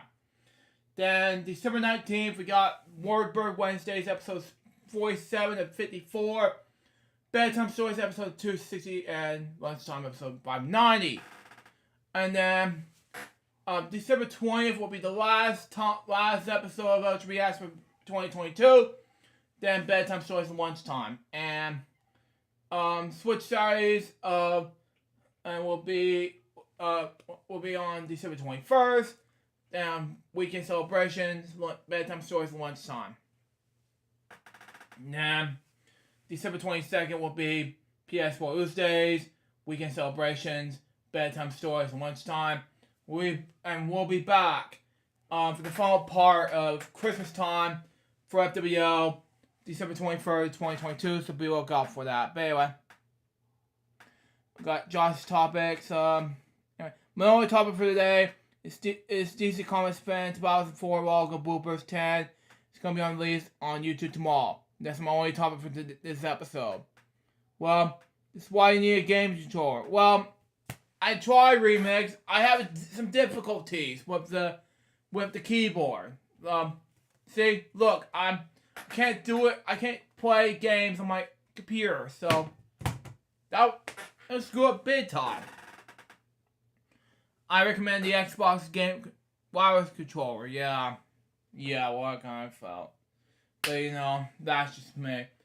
Anyway, before we go, we will continue doing Christmas special in the second part of this year's Christmas special. But hey, this is our tradition. And that was episode 370 of FWO. Hope you enjoy it. But this time we're not going to be able to do longer quick gaming segments than this one. Stay tuned for the next one. It's going to be FWO episode number 371, which is going to be about the final part of Merry Christmas, Fridays number 7. Till next time, LukeJ62895, baby. Good more episodes, guys. Be soon. So we say out. See ya.